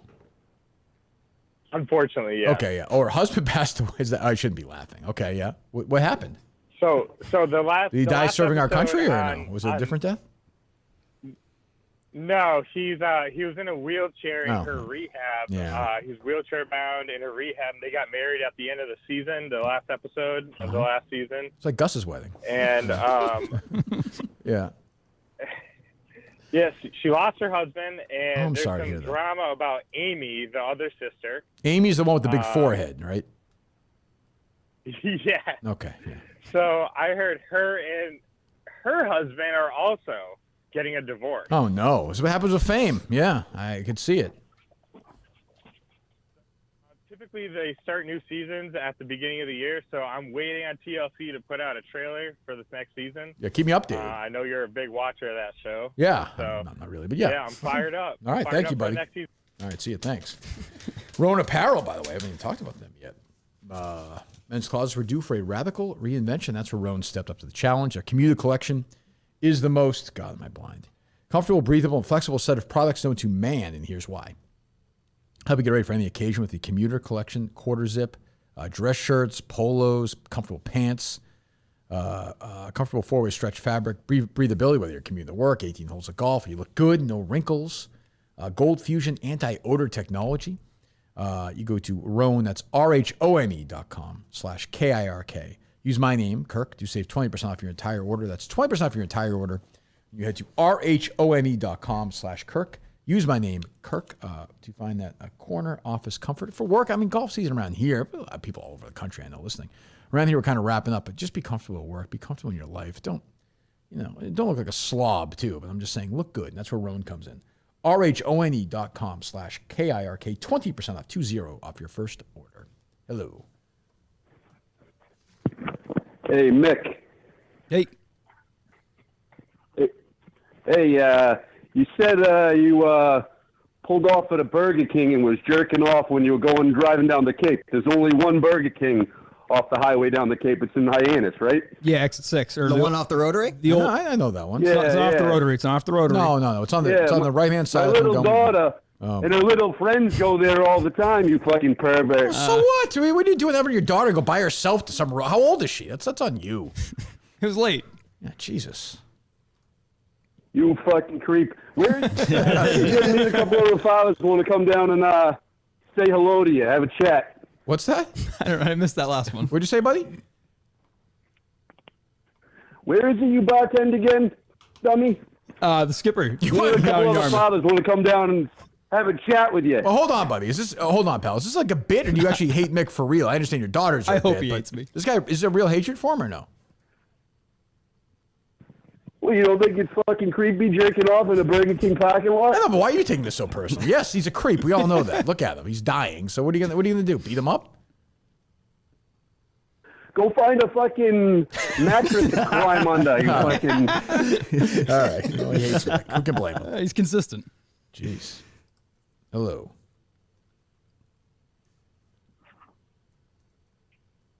Nine 7 8. Got the live show Wednesday in Portland. I got fucking Coleman texting me pictures for tomorrow with Steve and fucking. I'm like, yeah, one's gonna make me a lot of money, and one's gonna be me looking at Andy Mayo. I'm like, Show from hell. Show from hell. Cole's like, what do you think of this? I'm like, yeah. Okay. It's like a picture of Hitler. I'm like, what have I said about Hitler on the show before? Never wins. You never win. Don't bring him up. That's, I just wanted to check. Yeah. Hello. Kirk, it's Dan. What's up? Dan, what do you do? Oh, yeah, sure. Well, no, all right, I understand. I mean, you're not excited, Dan? We're 15 minutes away from Tiger. I mean, your buddy. How was hanging out with Tiger Woods the other day, Dan? Must have been exciting. I actually just interviewed him this morning. I'm extremely excited. Okay. I mean, the photograph I saw, maybe you guys can correct me, looked to be my friend Trent, my buddy Frankie, and my friend Riggs with Eldrick Woods. I didn't see you there. What happened? I was in the bathroom when they took the picture. I was there. Oh, okay. I didn't realize that. Well, you got to go. You got to go. I think he's going to win this weekend. You think he's going to win this weekend? Yes. Okay. You? No, I do not. I think he'll be much closer to last place than first. Victor Hovland. Oh, wow. You're really out on a limb there, Kirk. Well, I mean, you're asking who's going to win. I think he's won the last couple of years. He's the best player in the world, I think. I think he's going to win the tournament. And you're just picking the favorite? I think he's going to win the tournament. You asked me who I'm going to gamble on, Dan. I said he's going to win. Aren't you busy unpacking these boxes in your dumb house? Who are you going to gamble? Huh? Who are you going to gamble? Have you seen my new house? I saw you tweeting pictures. Somebody tweeted me, texted me, and said what a douchey tweet it was. I forget who it was. Pretty fabulous. We have a guest room if you ever want to stop by. That'd be nice. Where is it? California? You're right. All right, goodbye, Dan. He's right. A little unsure, the last part. Hey, load up, Coleman? Yes. Hello. Hey, 2 questions. One, I don't know if you've talked about it yet, but what the hell was that thing with Che at the end where he's like, when it's leading up to the final vote and he like puts his hands behind his head and leans back with this weird smug smile and it's like, yeah, I could keep Kirk around. I don't mind keeping him around. What is he like to Is he like that to interact with as a person? You got to watch it. I'm not giving anything away. Yeah, he's just a weird. You know how he is. Yeah, it definitely sounds like he's a weird. Well, you asked. He's a weird. He's an odd guy for sure. Everything everybody says about him is true. He's a very strange, very remote, cold person. I got a lot. I mean, we were, while you're watching right now, it's saying me, him, and Will have sort of an alliance going during this part of the series. That's for sure. Sure. And then my other question was for Mick, if I may. Sure. What's up? Mick, how do you like your eggs cooked? Scrambled. Okay, well, your head looks fucking hard boiled. That's why I was wondering. Very Not good. bad. Not bad. Not bad. Hello.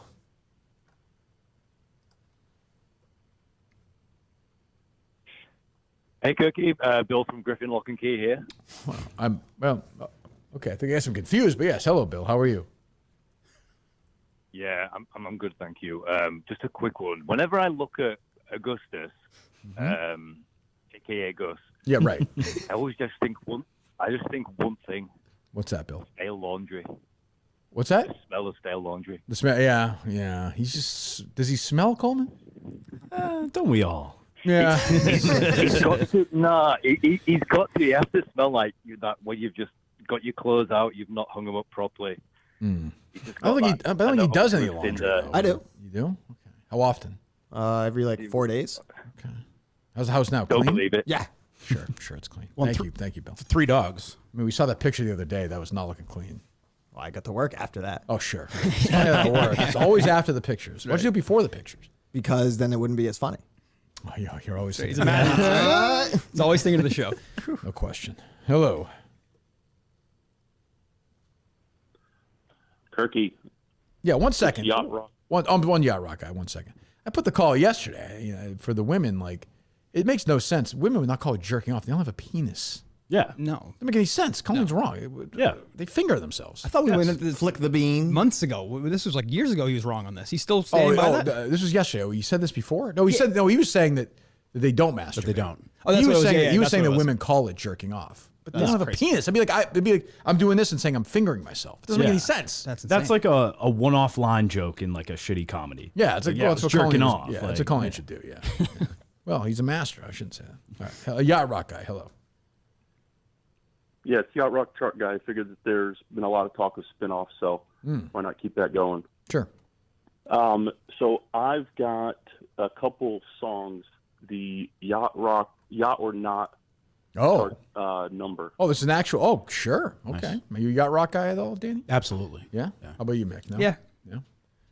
Gus? Oh, yeah. Yeah. What's your favorite Yacht So Rock I'm song, Gus? going to give you the song. You give me the number. For me? Yeah, Gus, for you. I mean, sailing's a classic one. Okay, so you went with the basic. We go to the. I mean, I love Africa. I'm a big Toto fan, and Africa. Steve is not a big fan of that. And Africa is probably my favorite one to listen to. I want to learn to play it on the drums one day.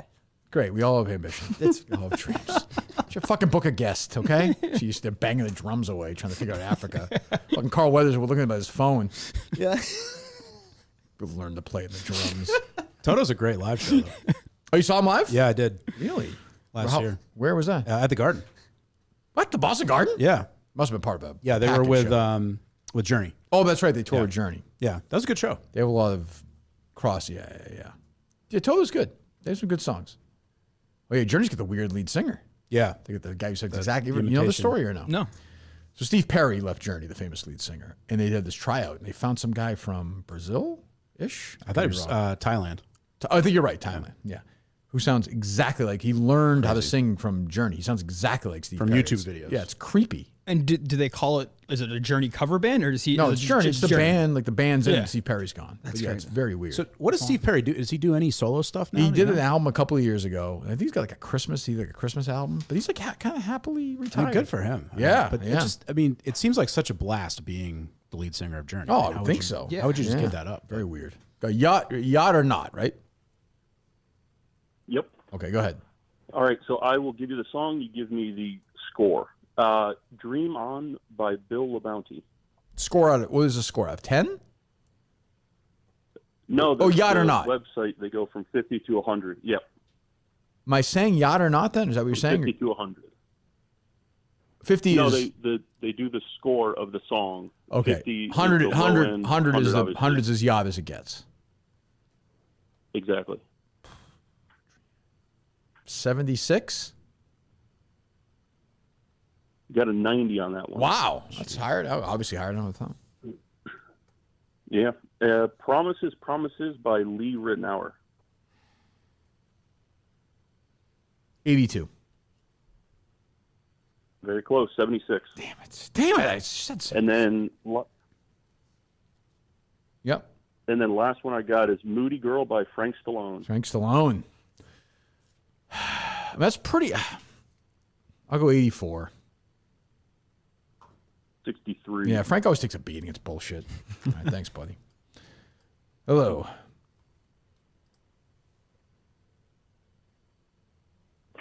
Hey, Kirk. Hey, Mick. Hey, Danny. How we doing, guys? JJ here. Hey, JJ. Hey, JJ. It's been a while. Hey. Yeah. Hey, Kirk. I'm glad to hear you back at the dozen. But hey, I had a couple quick TV show questions, but I also I just saw some breaking news here that you might find pretty funny. Okay. Sports Illustrated. We just did it, announced JJ. Dion We did it, Sports JJ. Person of the Year. We did earlier, JJ. Hang in there, buddy. Come on. Oh, really? I just saw it tweeted out as breaking news, so my bad. Hey, TV show questions. Have you seen the new season of Fargo yet? I have not. I actually recorded the first couple on my DVR with John Hamm. Is it any good? I am going to watch it at some point. So it's getting to be a little on the nose, but I mean, it's back to like what Fargo was seasons Good. 1 to 3, not like what they did last season. Season 1 was just a great season of television. Best yet. Yep. Yeah, you're right. Hey, I had another question. Have you ever seen that show, The Killing? It's like 10 years old. Oh, the one. Yes, I did. It was on AMC, I think, right? Yeah. Yes, I think so. I think I did. It was yeah. AMC. Yeah, it was okay. Yeah, I thought season 1 was really, really, really good, but Yeah. then the rest kind of was like whatever. Yeah. Okay. See you, Jay. Anyway, thanks. See you, buddy. Speaking of John Hamm, I know you didn't really get into the morning show, but he was in the last season of it. I know. He was like Elon Musk, isn't he? It was fucking terrible. Didn't they go to space or something? Yeah. Okay. Yeah. Jesus. And it was one of those things too where they were just trying to shove everything into it. They were talking Right. about Israel, Palestine. Is it series over? I think it's over now. I mean, thought 'cause- that was the last one. Well, I think everyone thought it was going to end after Steve Carell died, and they tried to just shove another one in there. I Steve thought it was Carell's gonna be- he's like Matt Lauer, right? Yeah. Basically, yeah. I tried the first season after that. It was just bad. That's like the first episode. I was Yeah. like- I mean, I get why people watch it. It's kind of a good hate watch, but It's very dry, right? It's like kind of a drier show, no? Like the comedy? Kind of dry comedy, yeah. Yeah, it's not like a comedy. Reese Witherspoon was excellent in it, though. She's a great actress. Yeah, she's a good actress. And Billy Crudup was pretty good, too. Ask Reese Witherspoon if she calls it jerking off. Okay. If you ever meet her, Gus. Thank you. Hello. Jerking off. Morning, Mr. Minahan. How are you? Good morning. Hello. Fine. Thank you. May I give you a documentary recommendation? You certainly can. Called Let Us Pray, Prey. It's about the, I don't know if you heard of it. It was on the Investigation ID channel, but now it's on, excuse me, HBO Max. Mm-hmm. And it's basically just about the mental and sex abuse within the IFB, Independent Fundamental Baptist. Oh no! I don't know if you heard of it or not. No, I like a good rape documentary. Yeah, I'm in for that. Yeah, I mean, I grew up in the IFB. It's a, Were you raped? really big cult. So watching. Unfortunately, I wasn't. So I can't, okay, fine. Mick was. Yep. Yeah. Mm-hmm. Mick seems like he's perfect victim for a priest, doesn't he? Oh yeah. Like just pale, like small. No, like just I'm the coach, not the priest. It's the pervert coach. Yeah, I could see it. Did you ever get molested by a little No, league but coach? I've had a couple of weird looks. Yeah, you were yeah. born. Even now, you could like when they do those Dateline episodes they used to do with To Catch a Predator. Yeah. You know they have the girl dress up like a that could have. Can we do that with you on this network? Sure. Would you be? Colin, would you produce that? Of course. To Catch a Predator with Mick, like dressed up like a little boy. We're doing that. We are doing that. Why don't you take a seat? We're doing it. Yeah, I know another guy who'd probably fit the role. Well, he's gonna get caught. That's how we're gonna get Justin arrested. on a watch list. Oh, we're gonna do that. I'm gonna be Chris Hansen. You're gonna produce. You guys will produce it. Yeah, We're gonna lure 'em have you- in. Yeah, we're gonna lure men in. I'm in. Let's do that. I like it. We get 'em- We'll be kind of like heroes, honestly. We can be like those the ones that go out on the cameras now. No, I know what you mean. But we'll do it here. We're gonna do it here. We'll bring them. We got the toys. we could easily do this. Sure. This is the kind of creepy place where this would happen. Oh, what's it gonna be called? Just walking down the hallway. Some Oh, we're guy. doing this. Minute fans, get creative. We're doing this. Mick, are you ready for I'm this? in. I'm totally in. In the mick of time. Like we got him before. The You put Mick's hat on backwards. You know what I'm talking about? They would have a girl dress Yes. up like, she'd be like, oh, yeah. Almost like the bait. Yeah, she'd be like, come on, I'm going to get my, I'll be right back. And the guy, That's right. the amazing thing to me about that show was these guys always looked like they knew they were about to get fucked over. They're always like, It's like, you know what? I'm actually leaving. they were always like, because the show was on. Like, it was like, these guys are so, it's like the old Louis C.K. joke. Yeah. He's like, these guys are really committed because they would just go in. Oh, this is going to be great. Gus, we're going to use your bed, I guess. All right. Yeah. You have to make out with a couple of them before I come fine. in. That's All right, fine. Okay. That's all fine. All right. Okay. I've told you I'll do anything. You get the voice, hat. Well, how would we do? Hat backwards, like little. Ask them to bring wine coolers. Yeah. It's always wine coolers. Yeah, That's definitely a couple so drinks. true. Gus was quick with that one. Get the short shorts. What All right, time we're my gonna do- parents aren't home. That's what I did. You're out. You're out of town. Actually, my dad's offices. That's right. Yeah. The giant lollipop. Yeah. Oh, we're doing this. We're doing this. Those text exchanges too are always hilarious. Yes. Oh, yeah. You got to do. Yeah. Oh, I'll lead them right on. Yeah, Oh, you could my be good God. at that. Oh, I'd ruin somebody. I'm gonna do my Chris Hansen too. What are you doing here? Have a seat. Chris shows up with his condom full of cards. That's true. We'll handle the kind of nuts and bolts of it, Gus. But just make sure the cameras are running. All right, we're doing this. We're doing this. I like To catch a. I don't know. No, I'm not great with names. Not great with titles. Me either. I had Deserted Truth. I think that's the worst one of all time. So don't let me name this one. It really made no sense. Think about it. Well, Well, we got him in the fan. It has been deserted. That's true. That's a good point. Deserted podcast. I don't think that's out of the question. Oh, definitely not. What are you doing? I know what I'm doing here. No, not him. The way he talks about you, man. Raised my blood pressure already. All right, hello. I'm excited now. He's carrying Dale Bear around. Hello. A question about one of your teammates on Surviving Barstool. Sure. So you and probably Will, every time you're on camera, you both look like you're ready for a photo shoot. You're put together. You're groomed. Thank you. Clancy looks like he's a Well, you- day well, away well, from well, the well- Betty Ford plan. Well, you hate Kevin, to be fair. I don't hate him. I hate his takes. And you know what? I was validated last night. I was watching the show. Mm-hmm. My 18-year-old said, "Oh, that guy's terrible." And I said, "Who?" Clancy. Me and all my friends hate him. He's too old. Go away already. Oh, jeez, he's younger than I am. The kids are saying Clancy. I'm in trouble. Yeah, but he's different. Kevin's trying to still play to that crowd. You don't. Sure, I'm old. That- Yeah, that was well, basically- I mean, Kevin definitely had a tough physical week that week. He was not looking good. I don't know what happened to him. It looked like he was. I don't know what that thing is on his eye. He's declining day by day. He is fast. Like, rapidly fat. It's true. He's like Benjamin Button. It's not good. He's gonna look like he's 90 soon. last question: who has the worst hygiene of anybody that's involved in this? I think I actually think. Thanks, Tim. I actually think we got a good break. My team, like so, Feilerberg and Kevin, like I said, retreated to their studios. Will Compton, good hygiene. Stephen Shea, like a robot. Yeah. Lord Hank. Hank, fine.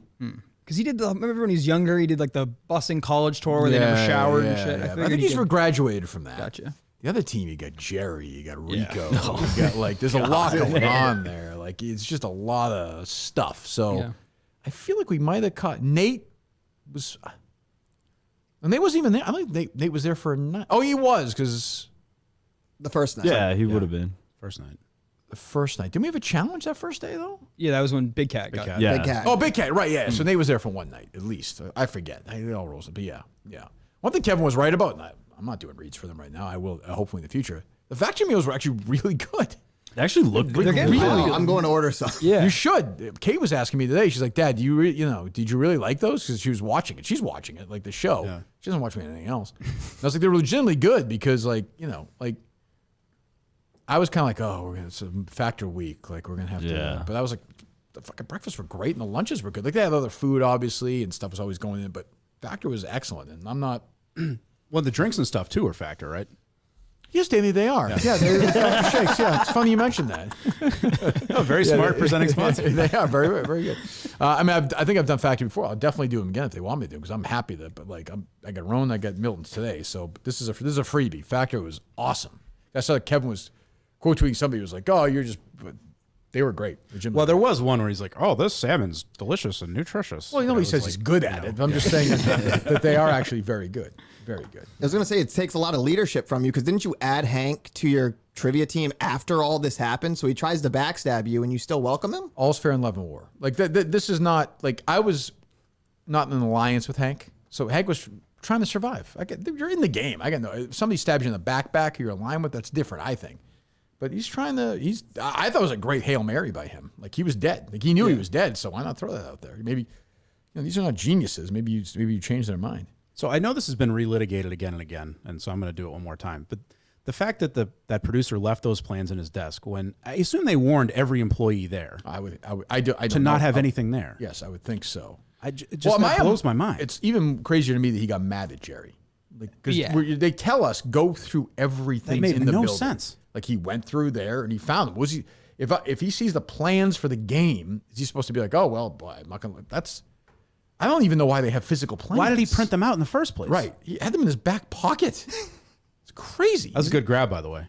Quick. It was quick. That was. He was kind of a dick to Jerry in that. Total dick to Jerry. Made no sense. The guy seems like a total. Like, he's a dick. He'd be a nice guy. You know what I'm saying? He was like the first interaction when you went up to you guys were arguing about the call and you stepped off your little space and he was like, "What are you doing?" Like, or you ran up to you and you're like, "Do not come near me, sir." Yeah. Like, you almost. Well, there's a lot of that. I think Jeff alluded to that. Jeff would come to me during the thing. He's like, a lot of these people are like, what do we do with Kirk? Like, what is he? Like, is he gonna, I think they think I'm like killed him. Yeah.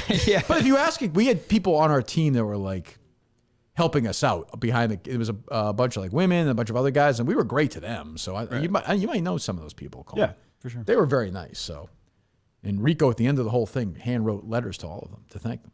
That's class. Really? Yes. Wow. Yes. Didn't put my name on it, but whatever. Hello. And Steve from Gloucester. Hey, Kurt, I had a music question and a golf question for you, if you don't mind. I don't mind. Mick's a great golfer. Yep. Okay. All right, he definitely looks like he's taking some balls off the face. There it is. There you go. Hold on, like. Music question. Bruce affiliated band. Have you ever listened to the Gaslight anthem? Yeah, Fairly new yeah. band Bruce from Red Bank, New Jersey. Bruce just did something with them a couple of years ago. They just dropped a new album. The History new song, books. Yeah, on there. I don't like Perfect. new. I don't Yeah. like new Great. stuff. Yeah, I'm good. Also, what's your brand for golf clubs? I use a Bridgestone driver right now, in 5 wood, and then I have Callaway irons. Taylor, I'm sorry, That's Bridgestone. it. I'm sorry, Great job. TaylorMade. Bridgestone. TaylorMade and a driver in 5 wood and Callaway irons. Bridgestone ball. It's a Freddie plays. Thanks, Kirk. Yeah. Who I was texting with this week, Fred Couples. Really? No. Oh. He's coming to Newport next summer, I think. Well, we'll see. He doesn't play a lot of these anymore. I hope so. I've played the course. I could caddy for him. It's a beautiful course. You're right, Gus. Newport Country Club surprisingly is a beautiful golf course. That's right. Favorite one I played. Hmm? It's my favorite course I played. Favorite when you played? Yeah. Good. You and Tiger. Gus, what do you shoot usually in golf? Usually. Self, hopefully. I mean, about anywhere between 80 and 85. All right. I don't believe that. 80? 80 is pretty damn good. Real round, no gimmies. 80? No chance. Yeah. No chance. All right. No chance. 0 points. I would take every dollar you had if you gave me. I'll show you at the Minifan tournament. The Minifan Open, Gus.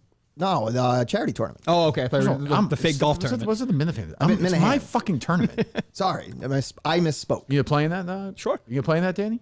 Yeah, absolutely. Well, if you have permission, right? If I'm allowed to. Yeah. The weather should be good in the summer. It'll be a little windy. I don't know. Might That's rain. true. Hello. That's a long time to leave the house, though. Yeah, we'll do it. We'll do it in Billerica. It's okay. Right. We'll do it at Billerica Country Club. Yeah. That's not a bad spot. Friday night's fine. The second night is like 40 yards. They crammed it in. It's yes. Yeah, it's not. There's all those houses there. And yeah, they built all those new houses, right? Yeah. Yeah, the condos. The front nine is actually not bad. I like it. That first hole's rough, though. It's so narrow. It's narrow. It's got that little, like 200 yards up or something, maybe that pond. Yeah, 200 yards from me off the tee is scary. As soon as I lay up, take an 8-iron, just punch out in front. That's right. Hello.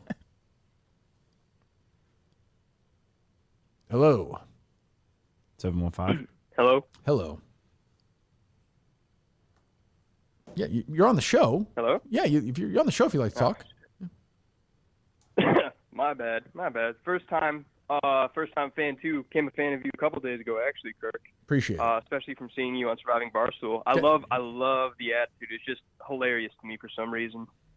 Thank you. Appreciate it. I do have a question about the producers, though, on that little thing that is obviously being talked about and basically beating a dead horse. But why didn't they just put everything that had to do with the show into like a locked off-limits room? I feel like it's a pretty obvious. Well, why not just take fail-safe. or just take pictures on your phone? Like this is not right. It doesn't seem that complicated to me. I mean, I get having a physical thing. I do understand a bigger thing while you're looking at it. But yeah, this was. I actually think he's the only one guilty of that. I did not see anybody else. Like Jerry stole it from this guy's desk. He went through the entire. Jerry, more than everybody else put together, went through looking for idols. And am I giving? I forget. No, found one. Okay, right. He's got it. Right. He was so happy too. He was. Yeah, he found the one that was in the plant. Yeah, which I fucking was in. I walked by it 6 times. Stu, it's on me. And then Rob was the guy with his pants. We took him like nobody else had it. Yeah. He had it. And they were hanging out in a couple different scenes before you snagged it. Like they were hanging out of his back pocket. It wasn't like he was, I give Shay credit. Shay, what the hell are you smiling at, Gus? Just a funny post.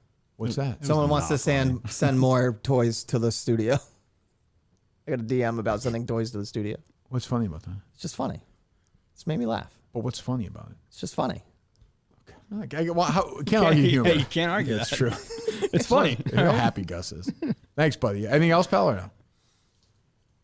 Yeah, I have one more thing too, because now since I'm kind of getting integrated into the Minifan Good world, luck, man. Good luck.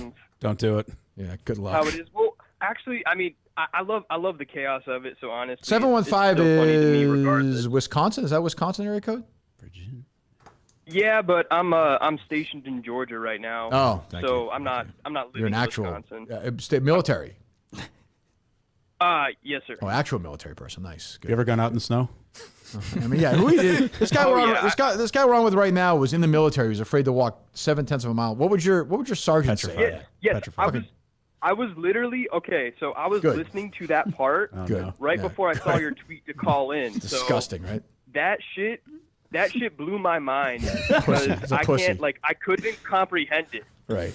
Yeah. I couldn't comprehend. Do we have a name for a guy like that in the military or no? Just pussy, pretty much, or no? Yeah.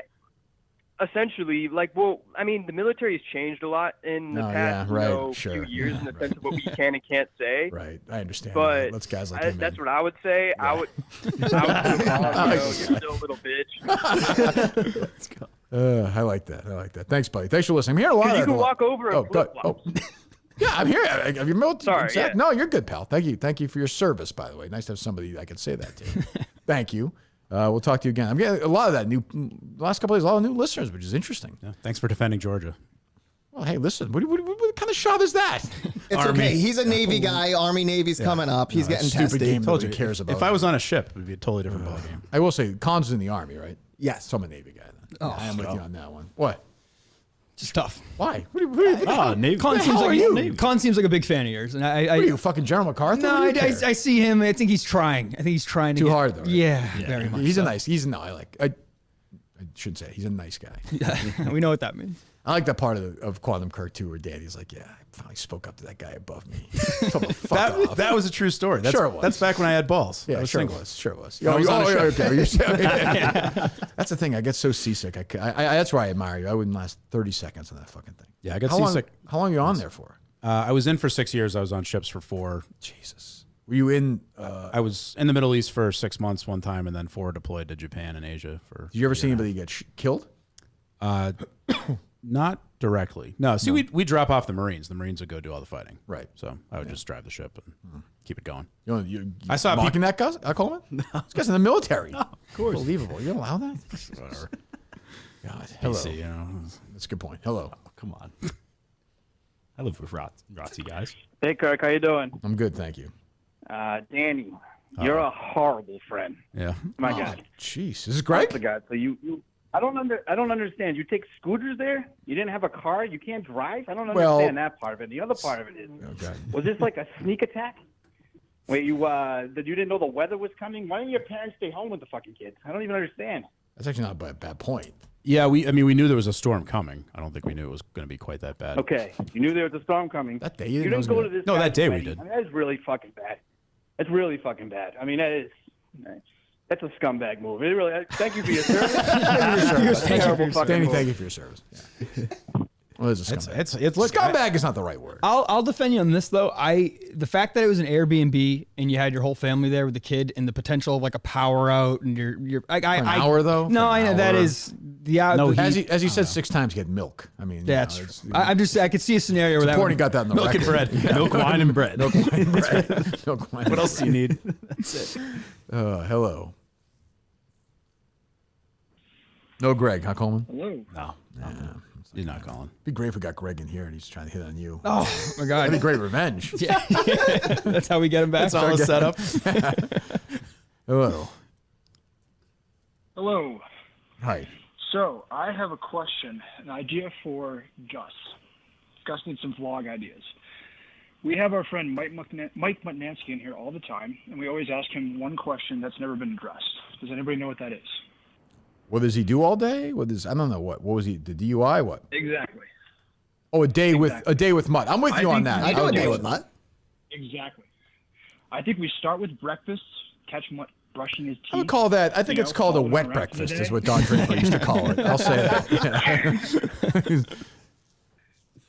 But I am very curious to see what Mutt's doing all day. Maybe see him working for 5 minutes a day on his Muttcast. Mutt's kids are now old enough where it's like that drive to the school that used to be like, oh, isn't so much fun anymore, now scary. They're like, why are we going all these directions? Dad, what are we doing? Yeah, Dad, the school is the other way. Like, what are we doing?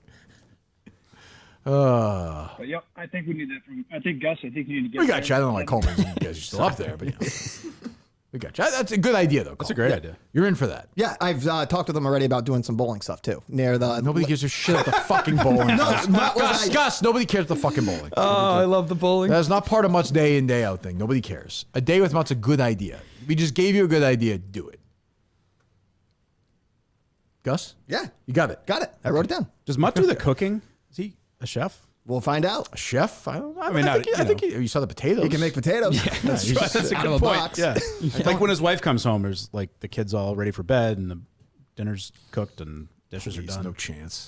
Passed out. Yeah. Gambling. He's down there. That's true. He's the kind of guy, he's like calling. He's like, I got to record something Yeah. for my thing. I work on the Mutt stack for like 4 hours. Well, remember he'd drive to like that lot just over the line in New Hampshire. Yeah, just bet. To get, yeah. Fucking bet at the liquor place. Yeah. I'm sure that's all he would do there. Yeah, that's it. Just pound booze, bet, and turn around and fucking. See, there's somebody that stands up to his wife. I mean, if he was pulling That's that true. off, you know, it's a good point. Oof. He was working at the time though. That's true. He's not been working for a year now. I told you, my dad asked me. He's asked me again since. Have you anything from Mutt? And I'm like, you don't. I sent him the Mutt stack thing. He doesn't really do the technology stuff, so. Right. But yeah, Lucky him. Yeah. But no, he's always asking, "What's up with Mutt?" Jeez. I like People Mutt. love Mutt. I was a regular Mutt and Maloney listener. I buy a Mutt stack hoodie. You were a regular Mutt Maloney listener? Listen from the maiden voyage on. Yeah. Oh my god. I listened 6 a.m. to 6 p.m. back in the day. Oh, the shows were dreadful. Oh, I mean, you were on one of them. That's true. It was dreadful. Hello.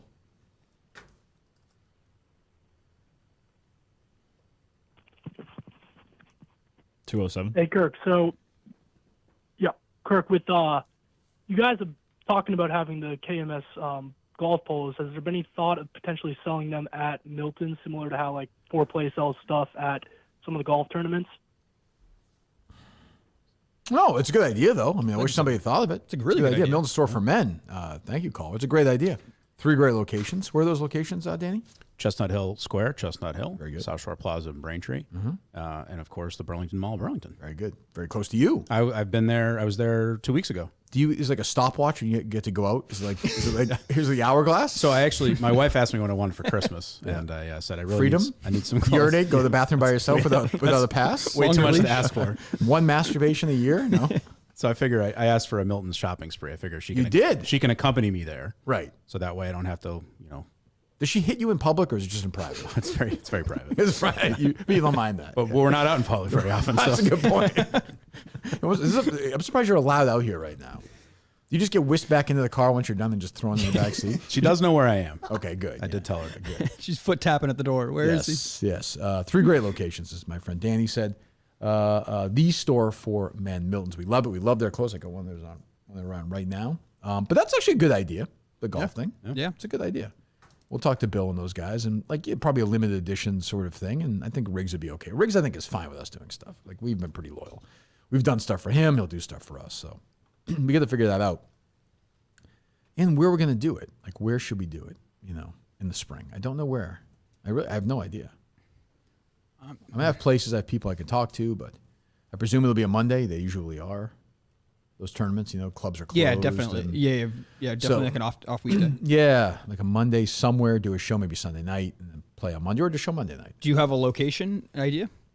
As I just said, Mick, 50 seconds ago, I don't know where. Like, physical location. No, I mean like state-wise. Okay, yeah. You're doing travel and the live show stuff this year. Yeah, but I don't think we're going to do a show, a golf tournament in Colorado. Yeah, fair. But yeah, I just think a lot of people. Not a bad idea, though. Yeah, true. I accept. I'm definitely going to be there. So Steve is in. Yeah, apparently. Oh, good. So, Mick, would you throw your hat in the ring as golf tournament coordinator? I don't know if you want me doing that, Julie's but I'll definitely help out. Is she? Yeah, we had a good conference call with Julie yesterday. Coleman was, I thought, indifferent during that call, almost like dismissive, like you want to get it over with. No, not at all. I just had a couple points I really just wanted to hit and move on. But By the way, to clear the air, I've always liked Julie. Oh, good. I was worried about that. Got tense there for a moment. What I had brought up to Cullinan was the What are we talking about? So back when he brought it up yesterday. So the producer search obviously was very public, great. Everyone had a great time. Oh, you didn't like? Oh, right. But the crossing the T's, dotting the I's thing, I brought it up on Montante's World. With I just didn't think it was. Montante. I just never. It didn't cross my mind. I just didn't think it was an interesting the producers are Maybe here. Not. It just seemed they like brought it was one like, girl and she was terrified. That's true. Yeah, she was two. What do you think she says one? about that? She's probably like, what her boyfriend probably made her do it, right? I imagine he set it up. So she's like, what the hell did you? Oh, you know, she was a big fan. I would imagine not. Speaking of which, is the J Dog in tomorrow, Josh, on a Friday or no? He should be. Yeah. Have we lost Josh? No. He should be in. Good. I'll He's in double right check. now, I bet. Yeah, he's knee deep. Yeah. No question. All right, hell, we'll take one or two. Also, Mutt and Jared confirmed for next week. Next Wednesday? Yes. Okay, fantastic. Hello. Hey, Kirk, it's Henry Kissinger. Oh, boy. Henry, how you doing, pal? I just wanted to say that A, it's hot down here. B, Dave's stepmom is down here as well. Wow. Why? What? Did you know why she's down there, Henry? I'm surprised to hear that. She seems like a nice woman. Well, from what I've observed so far and what I've gotten, if you catch my drift, she seems to be a bit of a loose broad. You know what I'm saying? Jesus. Well, I'm not sure that's necessarily. Oh, okay. Well, all right. Thank you, Henry. Anything else? No, I don't think I can kill anyone down here, so I'll probably just burn for a while. Okay. So we take one more call now. Not with that one necessarily. Kirk, Frank Stallone, how are you? Frank, how are you doing, buddy? Finally got him on. Good job, Gus. Are you accepting criticisms? From Frank Stallone, I certainly will, yeah. Can we talk about last night's show or not? Wait, Frank, if you listen to the show, which I know you do, we spent, I don't know, an hour on it? I don't know, 40 minutes, whatever.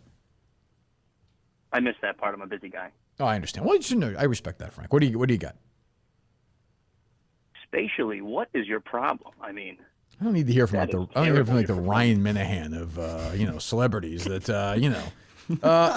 Frank. It's a struggle. You know, your brother obviously has some famous disabilities. You should be embracing this, Frank. I've been a big supporter of yours. I hate to see this. And you can't give directions Frank, either. Boy, this is real. Can't wear goggles. I know. There's a diva element to it, Frank. There's no question. And there's a claustrophobic. As I said, thank you, call Frank, and we're good with calls. We can have Frank Stallone. I said Peter Minahan and Arthur Daniels. Like all the way through like 5th, 6th grade, I was A's in math, whatever back then. Check plus, because it was multiplication, division, addition, subtraction. So if you give me like the basic multiplication tables, 1 through 10, 2 of the numbers. If I go head to head with Gus, I'll beat him. I'll get the answer before him. Are you good with those or no? Yeah.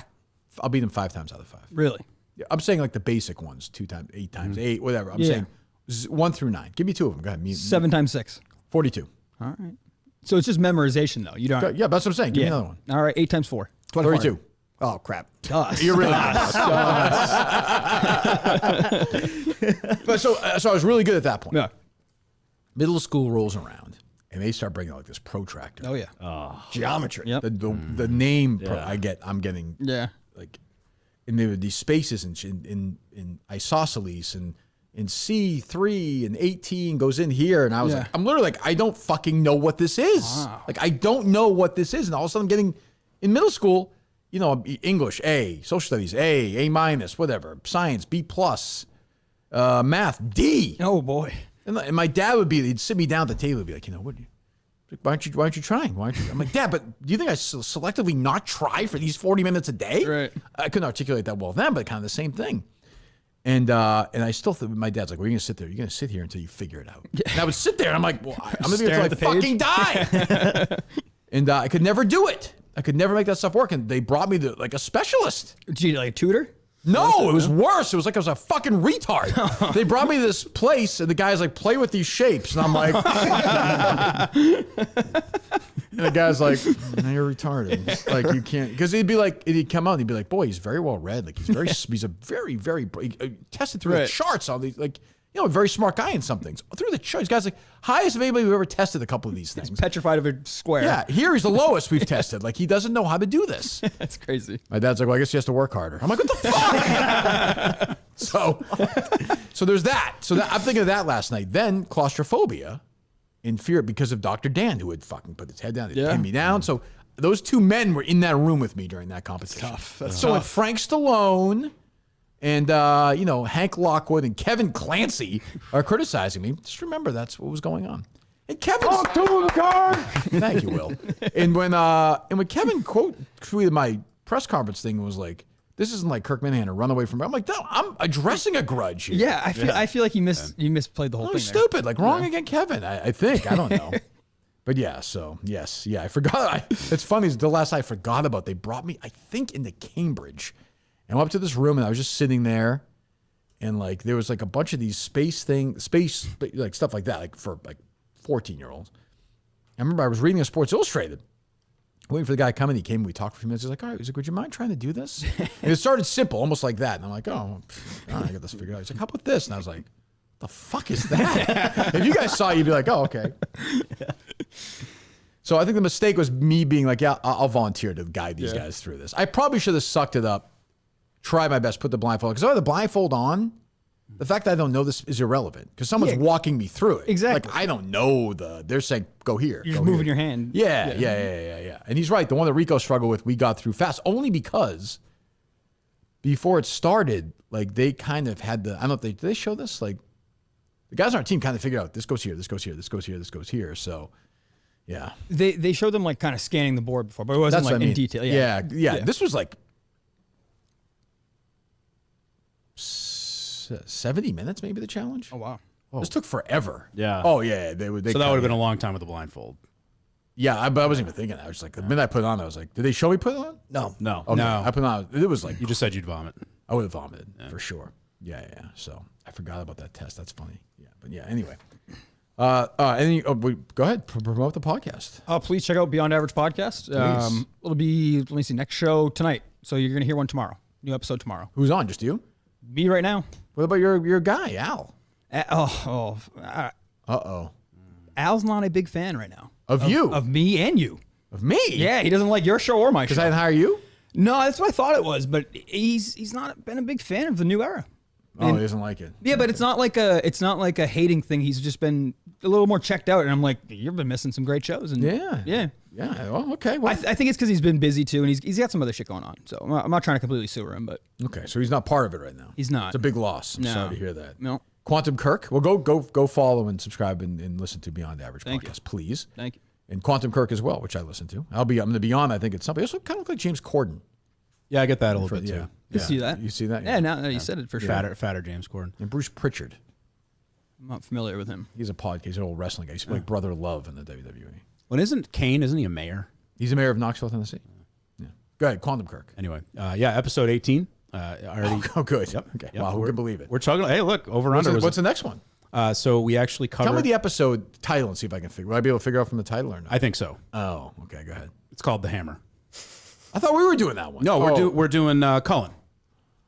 That's what you said you wanted. Oh, to do. right. The Hammer is the one with me, Mike, and Steve. Correct. Yeah. How long is that episode? Our episode or no, my episode.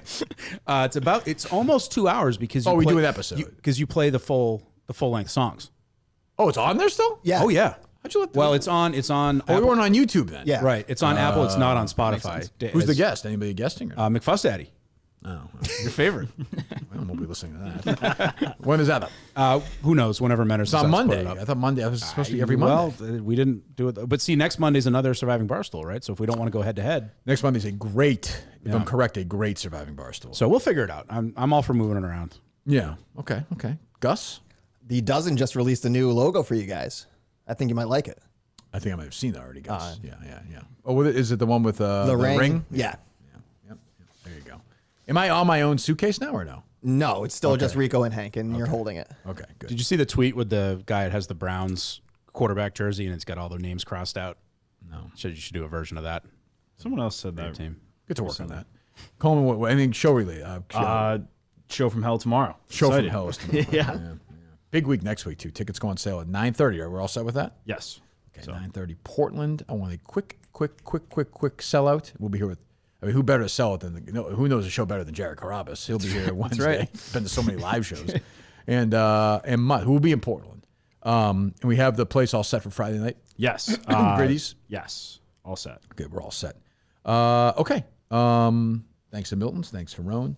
We're back tomorrow with Andy Mayo, who annoyed me so much in like the 10 minutes he was on the telethon the other day. I was like, I can't believe doing a show. Is he still blocked?